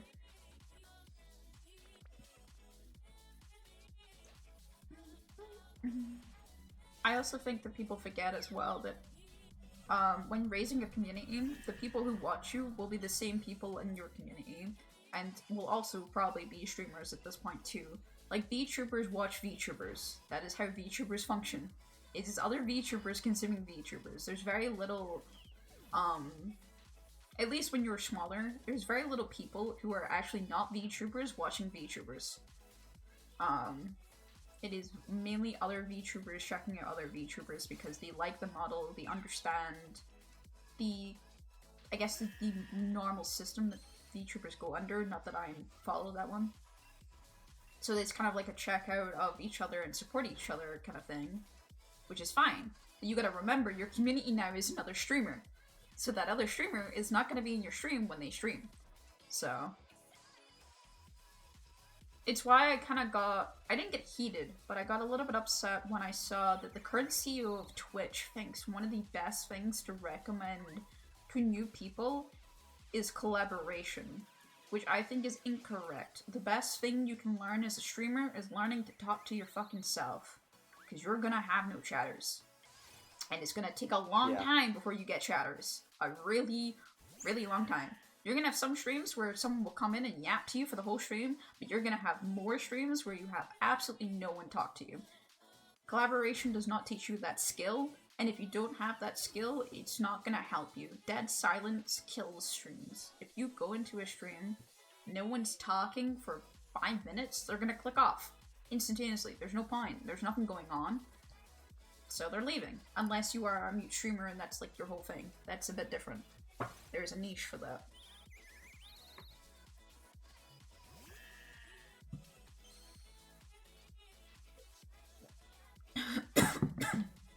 Joking on my own coffee, fuck.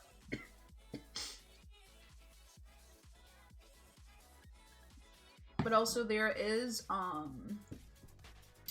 the CEO right now really wants us to collaborate because he's made loads of collaboration tools that have not been successful lately. And I think he's very upset that his tools have not been as successful as he wants.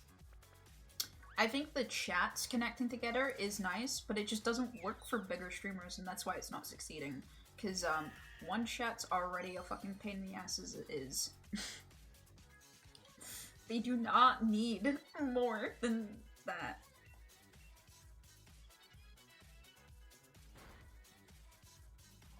If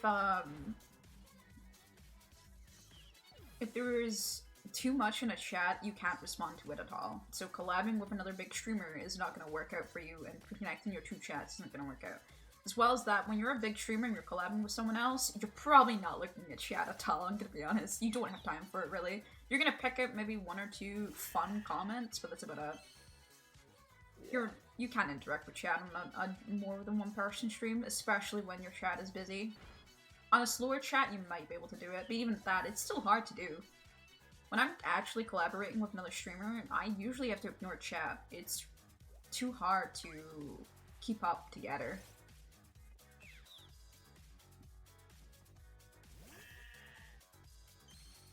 There's just like tiny things about Twitch that, I guess it's just like one of those things that you learn the longer you're on the platform.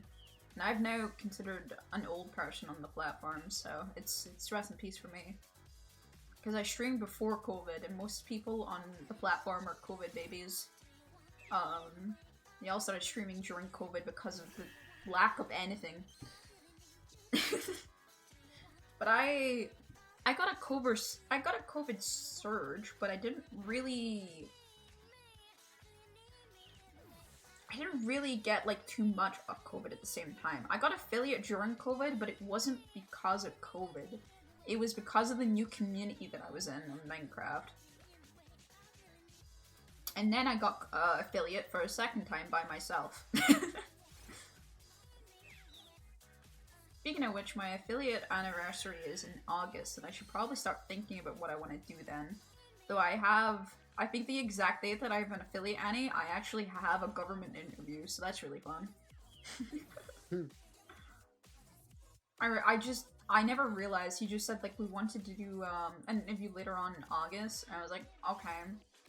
He said we might change it depending on how your other interview goes and stuff like that, blah blah blah, but this is just what we're gonna have just in case. And I was like, yeah, no problem. So then we set up a date, and then it was afterwards, it was like, wait, isn't the exact date my affiliate anniversary is? I'm gonna have to double check. I have it on, the Twitch does tell you now when your affiliate any is. And then I can prep a big stream then. Probably just a 12-hour. I found it quite quickly. I cannot hold 24 hours. My body dies. Those 20 hours that I did for the subathon was a killer. Not only for my laptop, but for me as well. It really did kill it out of me. Though my laptop has not overheated since. Whatever that guy did was fucking magic, let me tell you. I've only had minor moments where I've touched my computer and it feels warm. And that's on a lot of, I would say, more strenuous games too. We've just been kind of, I wouldn't say lucky, because it was like work at the end of the day, and I think it's wrong to chalk it up to luck, but,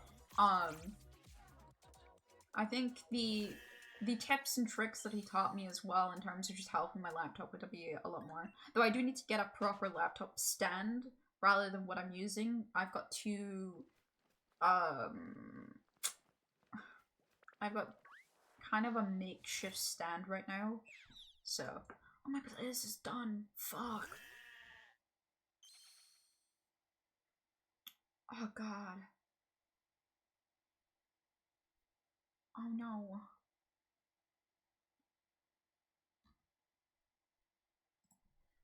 I'm still finding a new playlist.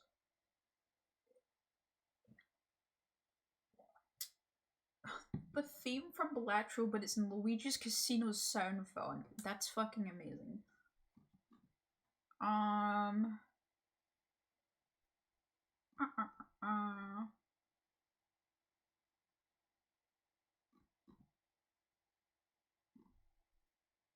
Oh, there's so much fucking AI. Leave me alone.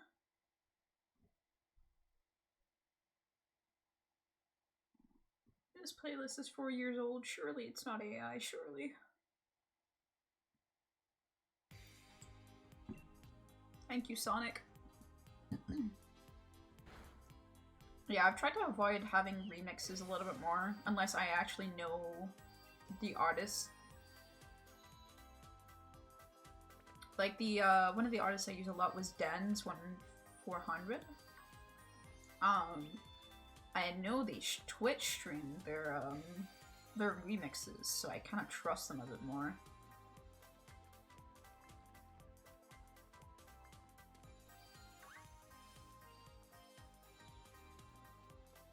It's like a trusted source then.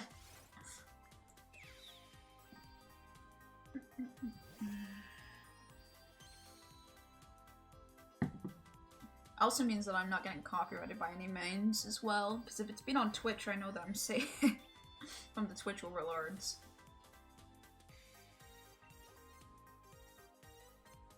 I'm gonna watch sometimes what I stream just in case the Twitch overlords or the YouTube overlords specifically are a lot worse, but yeah, I've gotta watch myself a little bit more. Especially since for some reason my VODs are not removing the audio despite the fact I have that set up. I still haven't figured out that mystery for that.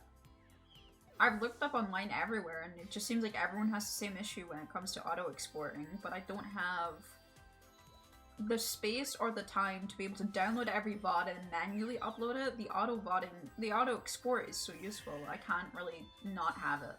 I just don't understand when my VOD on Twitch doesn't have audio, why they add the audio back in when I auto export.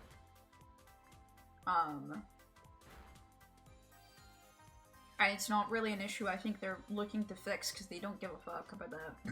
You're auto-exporting to another company. They don't really have any care to fix the problems that may have been caused by that.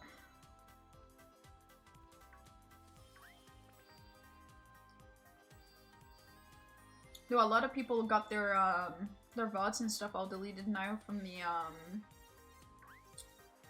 the 100-hour limit has been added on to Twitch now. So quite a few people ended up losing quite a few of their VODs. I think most people managed to remember to upload it all. But yeah, there was quite a few that got hit by that. I believe it was a speedrunning history that got a lot of wiped, which is very interesting because I thought at least that a lot of people they cut out their runs that were successful and upload them onto YouTube, but it seems a lot of people just added them as highlights on Twitch. So it actually affected more speedrunners than I had it first anticipated. But YouTube was just kind of the standard for speedrunning.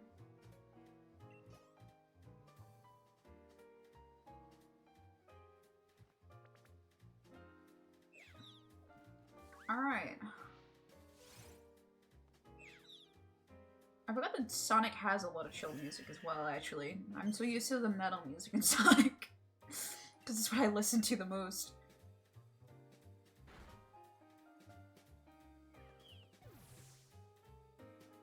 No, I think some of this is remixes and not actually official Sonic music. Though it might be, actually. Yeah, no, it is, actually. Wow. They're all, huh. Though they're all mainly from the same games, so that makes sense. There's probably certain games that are specifically a lot more receptible to having chiller songs. The songs I know from Sonic are all usually the more metal scores. Boss themes and the like more than anything else. I still need to play Sonic Frontiers. It's another game that is sitting on my list of things, gathering dust ever so slowly as I forget about it. Keep telling myself to remind about it, but it will never be downloaded onto my PC. The main problem is just that it's not, I don't think it was compatible to my Pro controller. And that's kind of a problem when that's the only controller I own other than actual Switch controllers, which are even a little less on the compatible list.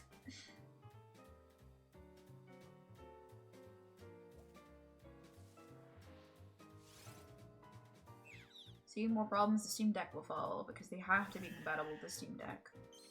It's like one of those things. I can't really play it on the Steam Deck if it's not compatible at all. So I know there's a website to check if Steam Deck games are compatible or not. I have to see how many of my games are compatible. I got told that it was probably the vast majority because of the game genres I consume, which makes sense. I feel like a lot of cozy simulators make sure they all function on console pretty effectively.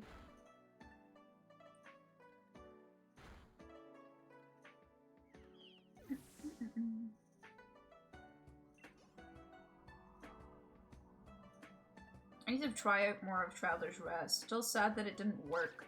Though they did a patch the today, Nolan, that seemed to cancel a lot of the US servers because they were having problems, so it was not just an us problem, it seems. Hopefully that means they'll have a good solution for it, because I do want to play online with it. I think it'd be really fun. Especially with how complex the system is in that game. Yeah.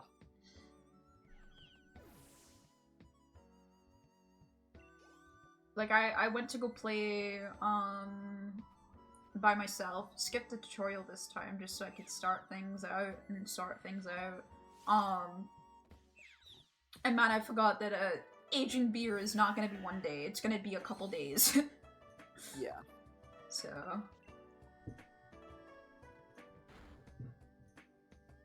I haven't been able to serve anyone beer, I've just been serving fucking water, which is a very good tavern, let me tell you. And crops are gonna take a couple days to get done. I think what I want to do is probably see if I can automate crops ASAP. There's probably some sort of thing I can automate them with. And get crops just growing, just a shit ton of crops, because that's gonna be the best way that we, I make a lot of money is with alcohol, because of how much it costs, in aging and stuff like that, so I think that's what I'm gonna do. I'm not too sure the best way to get food though, because the only things that I found in the wild were turkeys. I haven't seen any like cows around like that, so I'm assuming there's another farming expansion onto that. And we know there's fishing as well in the game, so there's shit ton to do. Yeah. definitely seems like a fun game though. I definitely want to try it. I think just the idea of playing with other people satisfies me more because of how complex it is, and I don't like closing taverns for too long because that means I don't make any money. And I like making money in those games. Number go brr.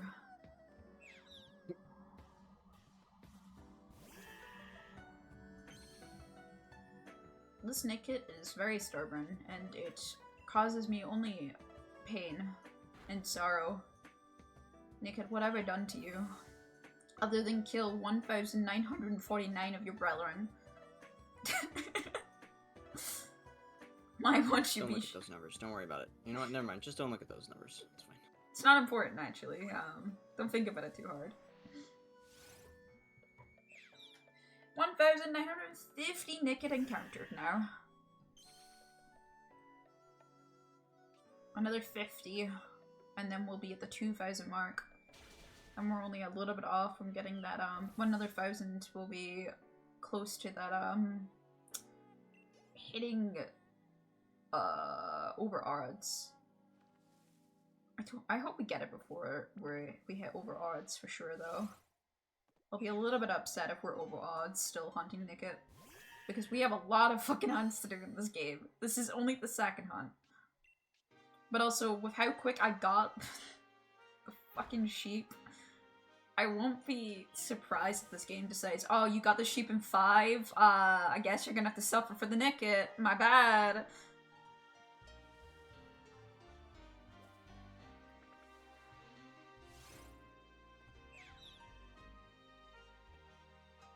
I'm also more going insane hearing the same sounds over and over again. I mean, that's why I can't shiny hunt too often. Because I would have to just turn on my brain off, which means no speaking. And that doesn't really function very well. I also have to watch my time as well, because if I scream because I get excited about getting the shiny and it's too late at night, I think my parents will kill me.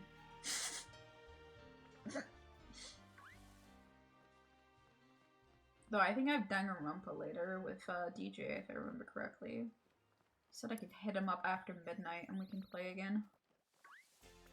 We're trying to do as much as we can, so it's just over and done with, man. It's been 2 years in the making to finish the first trial. Or the first chapter, sorry. The trials were actually not too bad to consume. The trials have been enjoyable.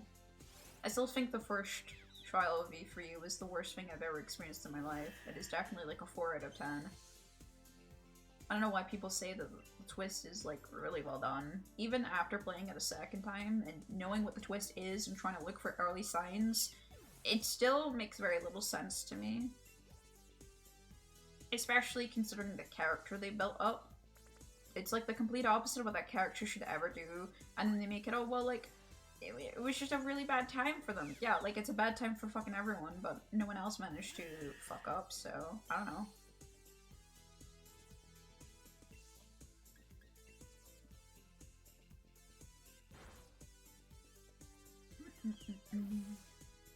I'm more shocked as well that the whole point of the first blood perk was that the first person who kills gets to leave no matter what. And no one took up that opportunity. Like, you gotta be kidding me. Someone, I'm gonna be honest, if we all get locked into a fucking school, no way to escape, some evil ass fucking bear controls our every move, and they're like, oh no, but it's gonna be alright because we have your ultimate labs, I'm gonna kill someone if I get away with it. Every time. I'm sorry. You can't just lock people in, it doesn't work.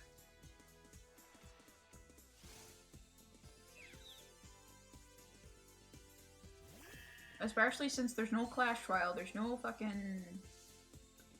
There's no fear that you're going to end up dying or anything like that. You know that you're gonna get away with it. Who cares if the other 15 people, well the 14 because you killed one, are gonna be upset that you killed someone. You're literally leaving them in the dust. You're probably not gonna be seeing them anytime soon. Especially since they're locked in this fucking killing game.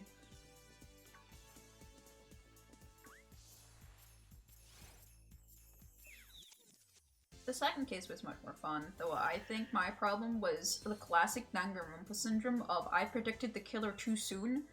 I knew exactly how they had performed the killing. And thus I had the problem of going, a little bit too fast in my questions. Like, there was one question that was like, oh, when did the killing happen? And I knew when it really happened, but it wanted me to answer wrong, so then we can go around this really long fucking thing of them realizing, wait, it can't be during this time. But I had realized instantly how this killing happened, and then I got really pissed because one of the main points of the case is they make a ropeway to kill the person, right? Because you can't enter certain places at night. So they use the ropeway to circumvent that. In the case, there was abrasion marks on the windows. Now, rope cannot make the abrasion marks they saw. I'm talking about, like, scoring of metal into metal. That is what the marks showed. So it has to be a metal cord. But they do not use a metal cord, they use a rope. So I was really confused how the abrasion gets there, because rope would never be able to make the indents that they're trying to show off in the game. Even with the weight on it of 2 people, rope doesn't make those kind of indents. Rope burns people's hands, yes, and it can make indents, but it would not make those kind of indents on a windowsill frame of metal. Like, it's just not capable. You're more likely the rope fucking crashes and burns and snaps. Like, from the weight of 2 people. I'm really shocked the rope managed to take the weight of 2 people. But what's even more funky about it is there's a metal cord brought up in the case. So I thought the metal cord made the abrasions. And then I realized they didn't use the metal cord, and I was like, what? So yeah, I don't know what was going on exactly with that.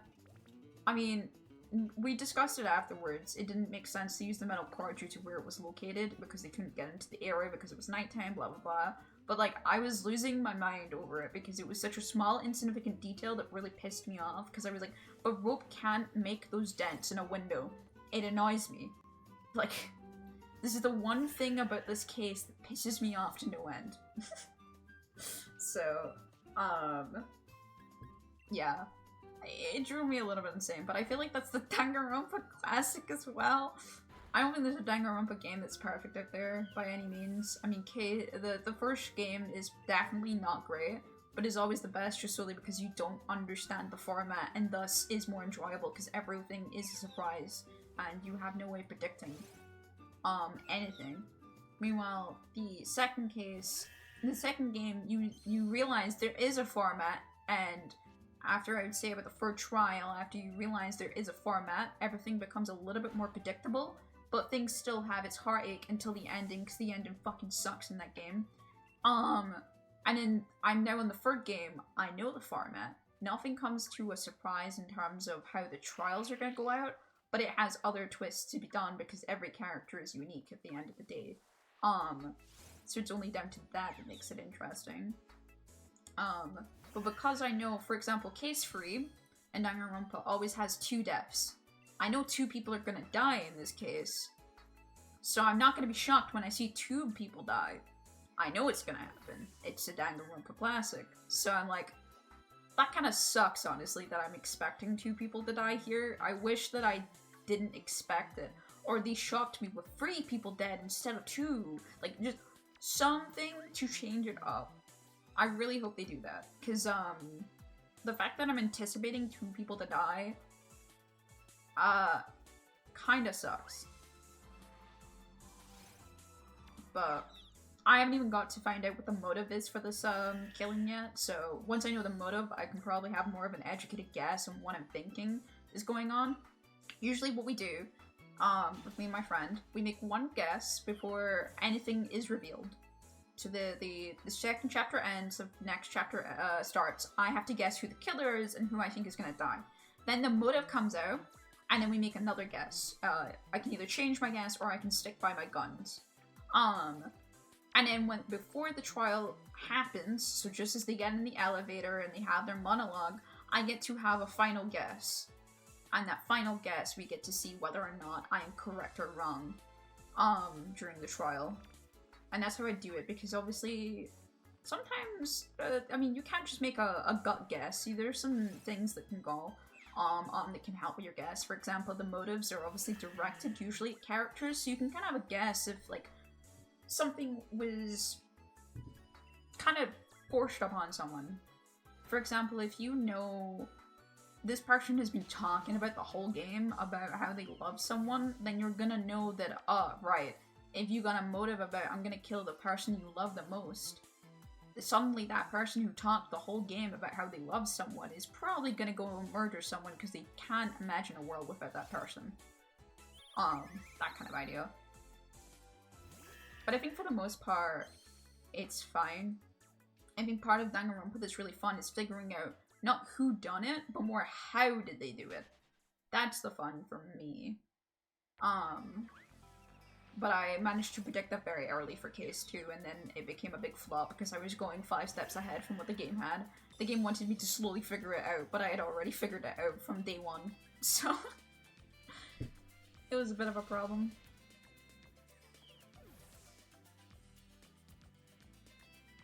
And I got way too hung up about rope.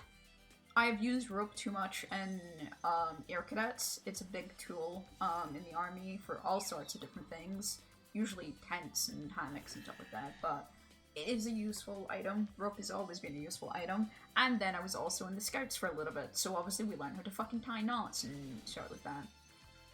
I've seen what rope can do to a lot of things, especially to your hands. Fuck, that hurts. Why you wear gloves? Yeah.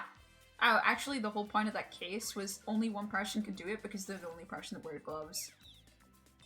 Because they realized that if they were using a ropeway, they would build up too much speed and went flying. So the only person who could have done it would have gloves, and then they realized there was nowhere in the academy where you could get gloves, and there was only one person in the academy who had gloves. And that's how you figure out who the killer is. But because I already figured out that they were using rope to do a ropeway very early into the case, I knew instantly who the killer was. And that was kind of the problem.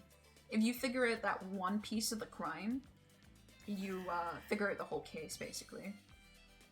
But usually, I would say for Danganronpa, I don't figure out the one piece of the crime very quickly. I'm usually pretty slow. Or maybe I'm just a genius over the years. Maybe I got more intelligent, because the last time I played Danganronpa 1 and 2, I was very much a young teenager. So, maybe I just got more intelligent. Maybe it's true. Maybe I am smart, Mom. I did it. Though I am glad that I'm not playing it on stream, because I think I would go insane playing Danganronpa on stream. There's just so much fucking dialogue. I love Ace Attorney, I love Danganronpa, I love story games like that where I have so much dialogue to read. But, man, it's not great for stream. My voice dies. I yap enough without having to read dialogue and make silly voices that when I make silly voices for characters, it's just too much. Especially since I decided I would control all the girl character voices as well as the main protagonist, and then my friend would do all the male characters. That way we have, right now actually, a perfect 50-50 because it's been women killing men, unironically. There's been 2 male deaths, 2 male victims and 2 female killers. So I think it's probably gonna be a male that kills 2 females this trial, which means I have less dialogue than them now. But we'll see. Or actually, I think no. Yeah, my prediction was 3 women were gonna die. One of the women were actually a killer. But yeah. I may have way less dialogue very soon. My friend will be the one yapping away to himself. Yeah, no, I like those games, but you have to, like, really prepare yourself before I stream because it is a lot of dialogue. Like, before I go play with this friend, I'll probably rest my voice for about 20 minutes and make sure that I drink a good amount of juice. Just to make sure that my voice doesn't disappear, because that's the last thing I need to do.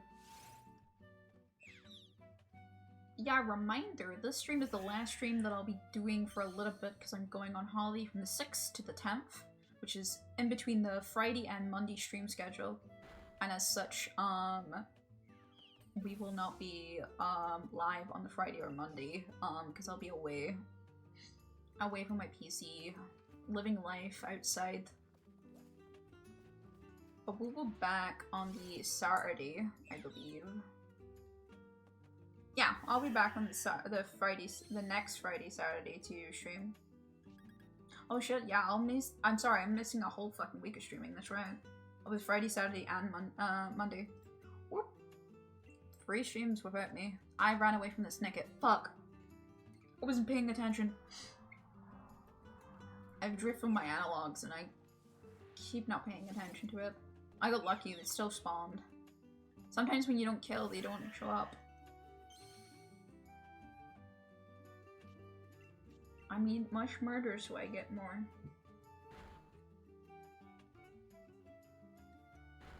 We're really close to that 2,000 mark. I think we're hitting it. I don't think the Nickits are appearing for me. And my Wooloo is so fucking beefy. If I remember correctly, whenever I kill a Nickit, I'm actually increasing in defense, or special defense, one of the two. So my Wooloo is gonna be a tanky little boy with all these IVs of fucking killing all these Nickits.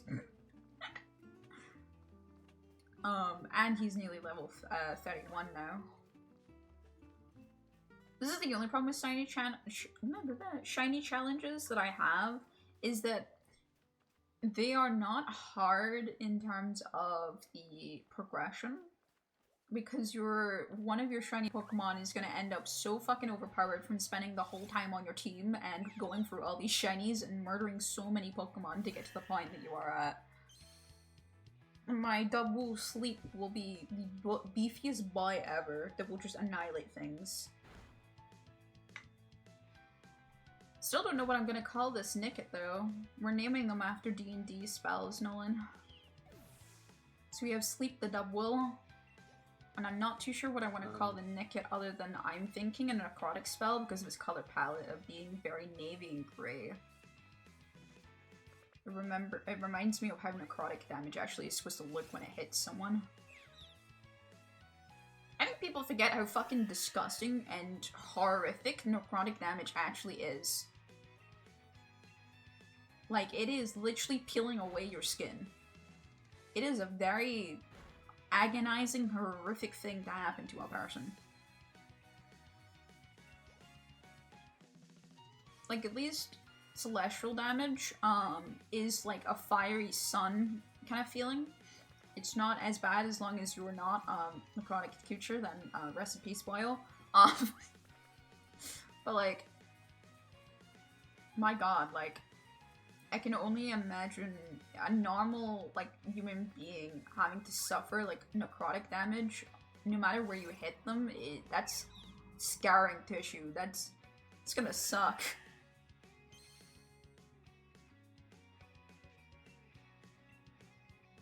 I think I actually have an NPC in my latest campaign that I'm drafting up that has, like, not a burn, but instead, like, necrotic, a very scarring from a big fight. Because I think that'd be very fun as an idea for the NPC.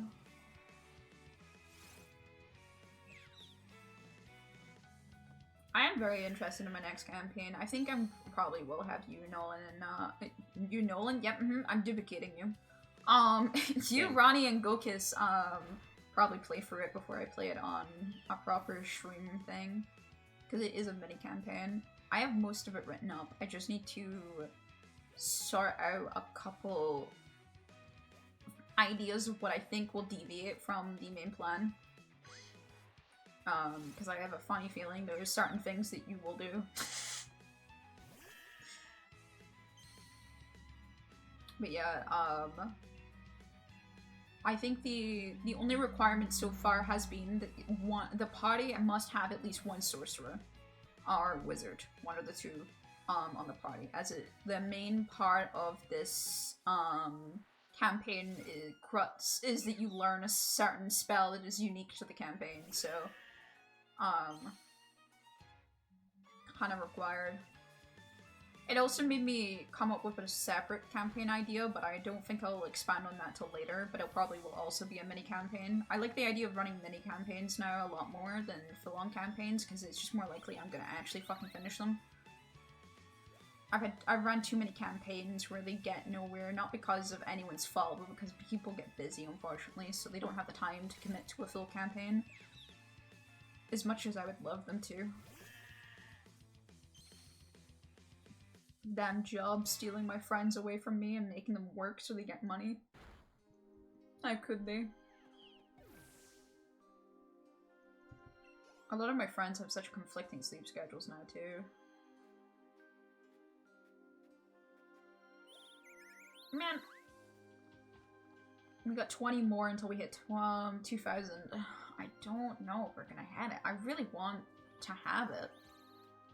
It's such a pretty shiny. I'd like it now, please. I also might start eating my croissant. I'm getting hungry. I'm getting hungry.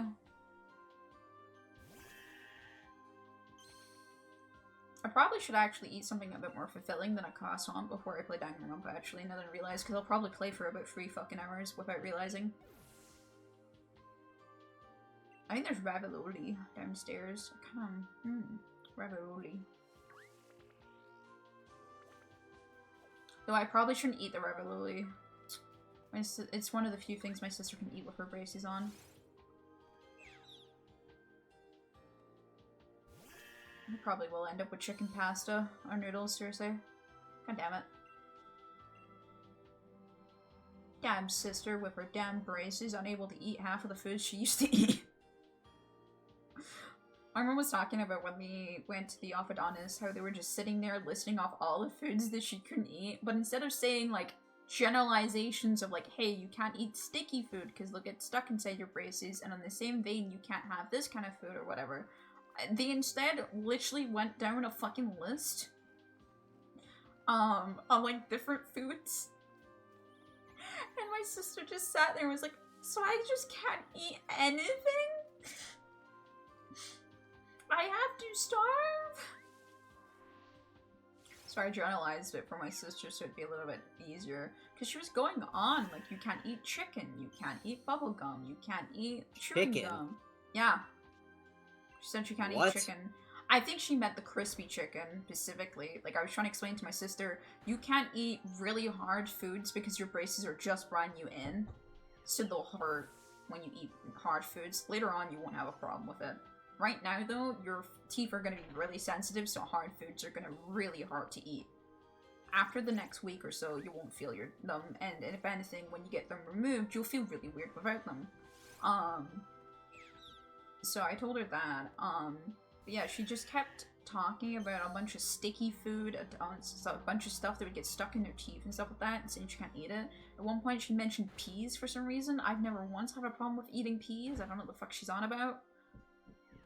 Like, she just mentioned, like, every food under the sun, and then my mom said at one point she started repeating herself, and I went, oh wait, I've said all this before. But, oh my god. No wonder my sister thinks she couldn't eat anything after she got home. Yeah, I generalized it down to my sister of, like, anything you think is gonna get stuck in your teeth will probably get stuck in your teeth more than you think it is. Like, anything that already was a little bit sticky will get stuck, especially your squishy sweets like Haribos and stuff is just a dangerous game to play with braces. As long as you brush properly though, it will not be a massive problem because you can get it out, but it will just be a pain in the ass trying to get things out of the side of your teeth. Like, it will be annoying. So you're better off just avoiding it. And as I said to her, the first week is probably where the hard food is a problem.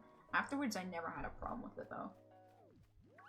I think it was just the first week where my teeth were extra sensitive and really sore, and then every now and again for a couple days after them being tightened, I wouldn't be able to have hard food for a bit for then. But afterwards, I was completely fine with food like that. My dog has ripped down... My dog has ripped down my bedding, put it onto the floor so she can lie down on the floor with my bedding. Because she does not like my bed sheets. She does not like the feeling of the texture of my bed sheets. She tries to keep removing them. I'm gonna have to sort it. I think I need to strip my bed, I think. What I'll do when I go on holiday, I think, is before I go, I'm gonna strip down my bed. And I'm gonna put my coffee mug in the dishwasher as well, just so I can have a deep clean. My coffee mug has so many coffee stains, but the dishwasher seems to remove them all really quickly, so... But I just don't bother half the time because the coffee stains are not too much of a problem. I mean, they're gonna it's gonna stain every time I do it because I have milk in my coffee, and that's the thing that stains it in the first place. It's the milk that does it. And the inside of the cup is white, so I'm not shocked it's getting coffee stained every single time. If the inside of my Pokemon was red, I don't think the staining would be so much of a problem. Because it's pure white, the staining always shows up and it ends up eventually getting a little more browning. So yeah, I think what I'm gonna do when I go on my holiday is put that in the dishwasher so it gets a nice deep clean, and then strip my bed as well, so when I get home from my holiday, I have fresh bedding to go into. I think that'll be nice. Just little cozy times.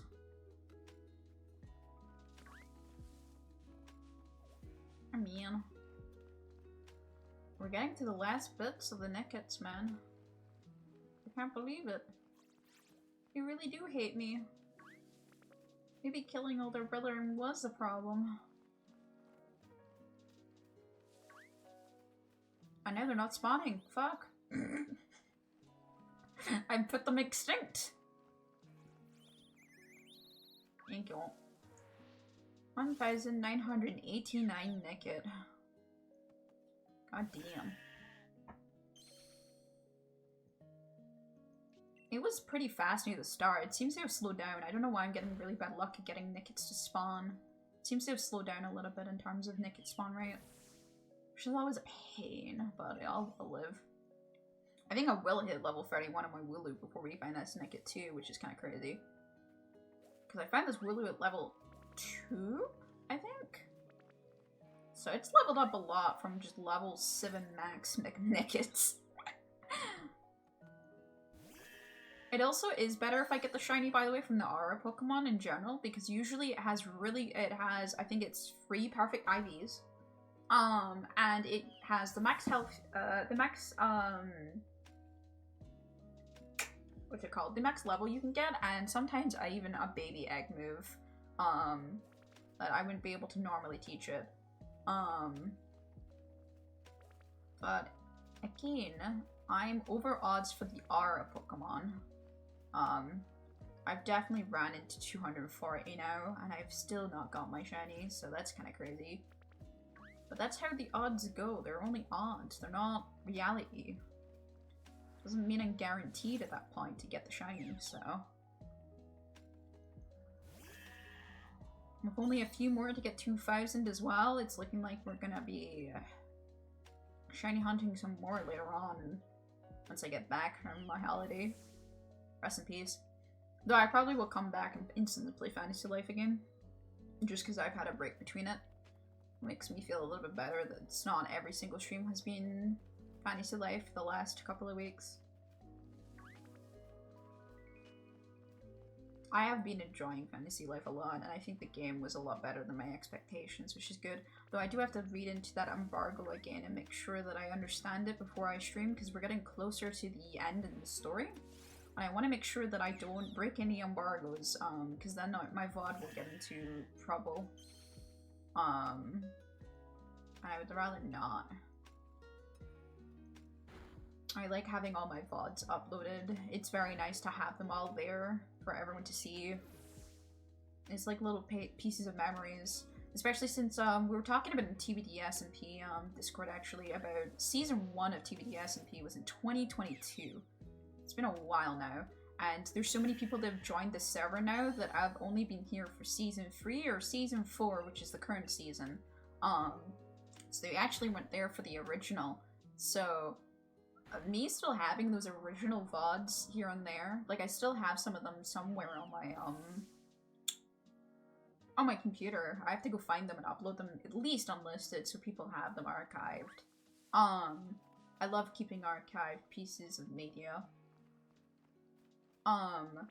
But yeah, I have the season 1 uploaded on my main VODs, though I've titled it to make sure it's aware that it's a very old VOD compared to the rest of the VODs on that channel.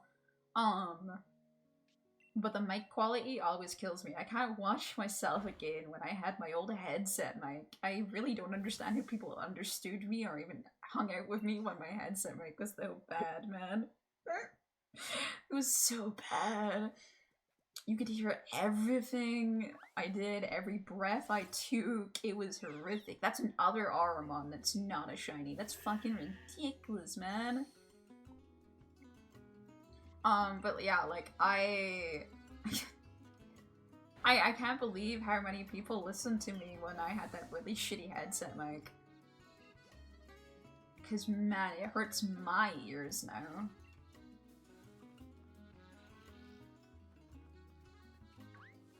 And I wouldn't say my current mic is, like, the best mic you can possibly get either. It's just pretty decent.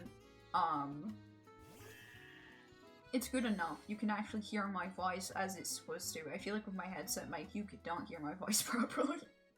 It totally distorted me. It also has my really old PNG tuber and my old, like, design for stream as well, which feels like a flashback as well. Before I got my actual official VTuber design and what I wanted myself to look like as a persona online. It feels like a really small little taste of, like, what used to be.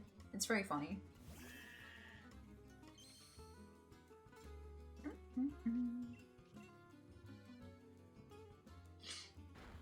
Only a couple more until 2000, and still no shiny in sight.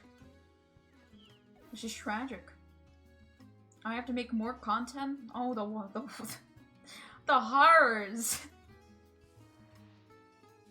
My nose is itchy again. Man. I wonder if people outside my house cut their grass or some shit. That might be it. I always get it worse when people cut their grass.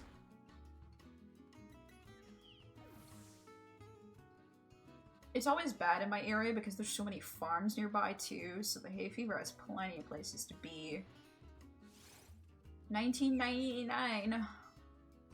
Only a few more to go. Come on. The next one's gonna glitter right for the 2000. It's a big number. Surely, for big number, it glitters and shines. This is not cope. We do not cope on this channel. Fuck. Damn. Oh, we've hit 2,000 encounters for Nickit. And no sparkles. Unless a double counts, then we've had 2,000 sparkles on screen. Rest in peace. Oh, and just killed my encounter chain too. Alright, I might as well save and... 2,000's a good number. Alright, no problem. 2,000's a good number that we got through. Remember we started at 1,700, which is actually quite a fair amount of encounters, especially since I'm solo encountering with only one screen. Definitely very nice.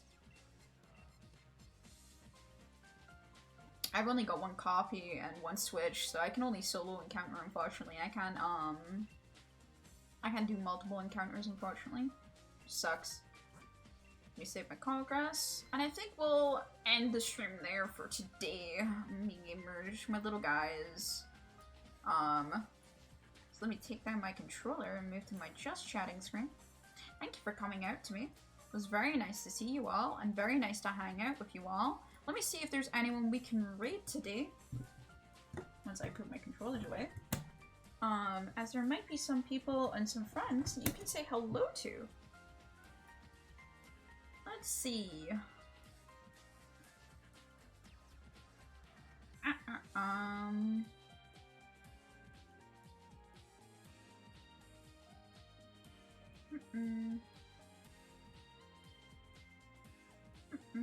There's no one really live that I feel like we're raiding today that is doing anything that I feel like you guys would be interested. So I'll just end the stream here. But I thank you again for hanging out. As I said, I really appreciate it, and I really do enjoy hanging out with you all. And I'll see you guys another time. As I said, I'm on holiday from the 6th to the 10th, so there won't be any streams for a week. But I'll see you guys again on the 13th for our return stream from the holiday. Hi, Leo. Yes, I'm ending stream so you get cuddles. Yes. So yeah, guys, I'll see you later, and thank you again for hanging out. Take care.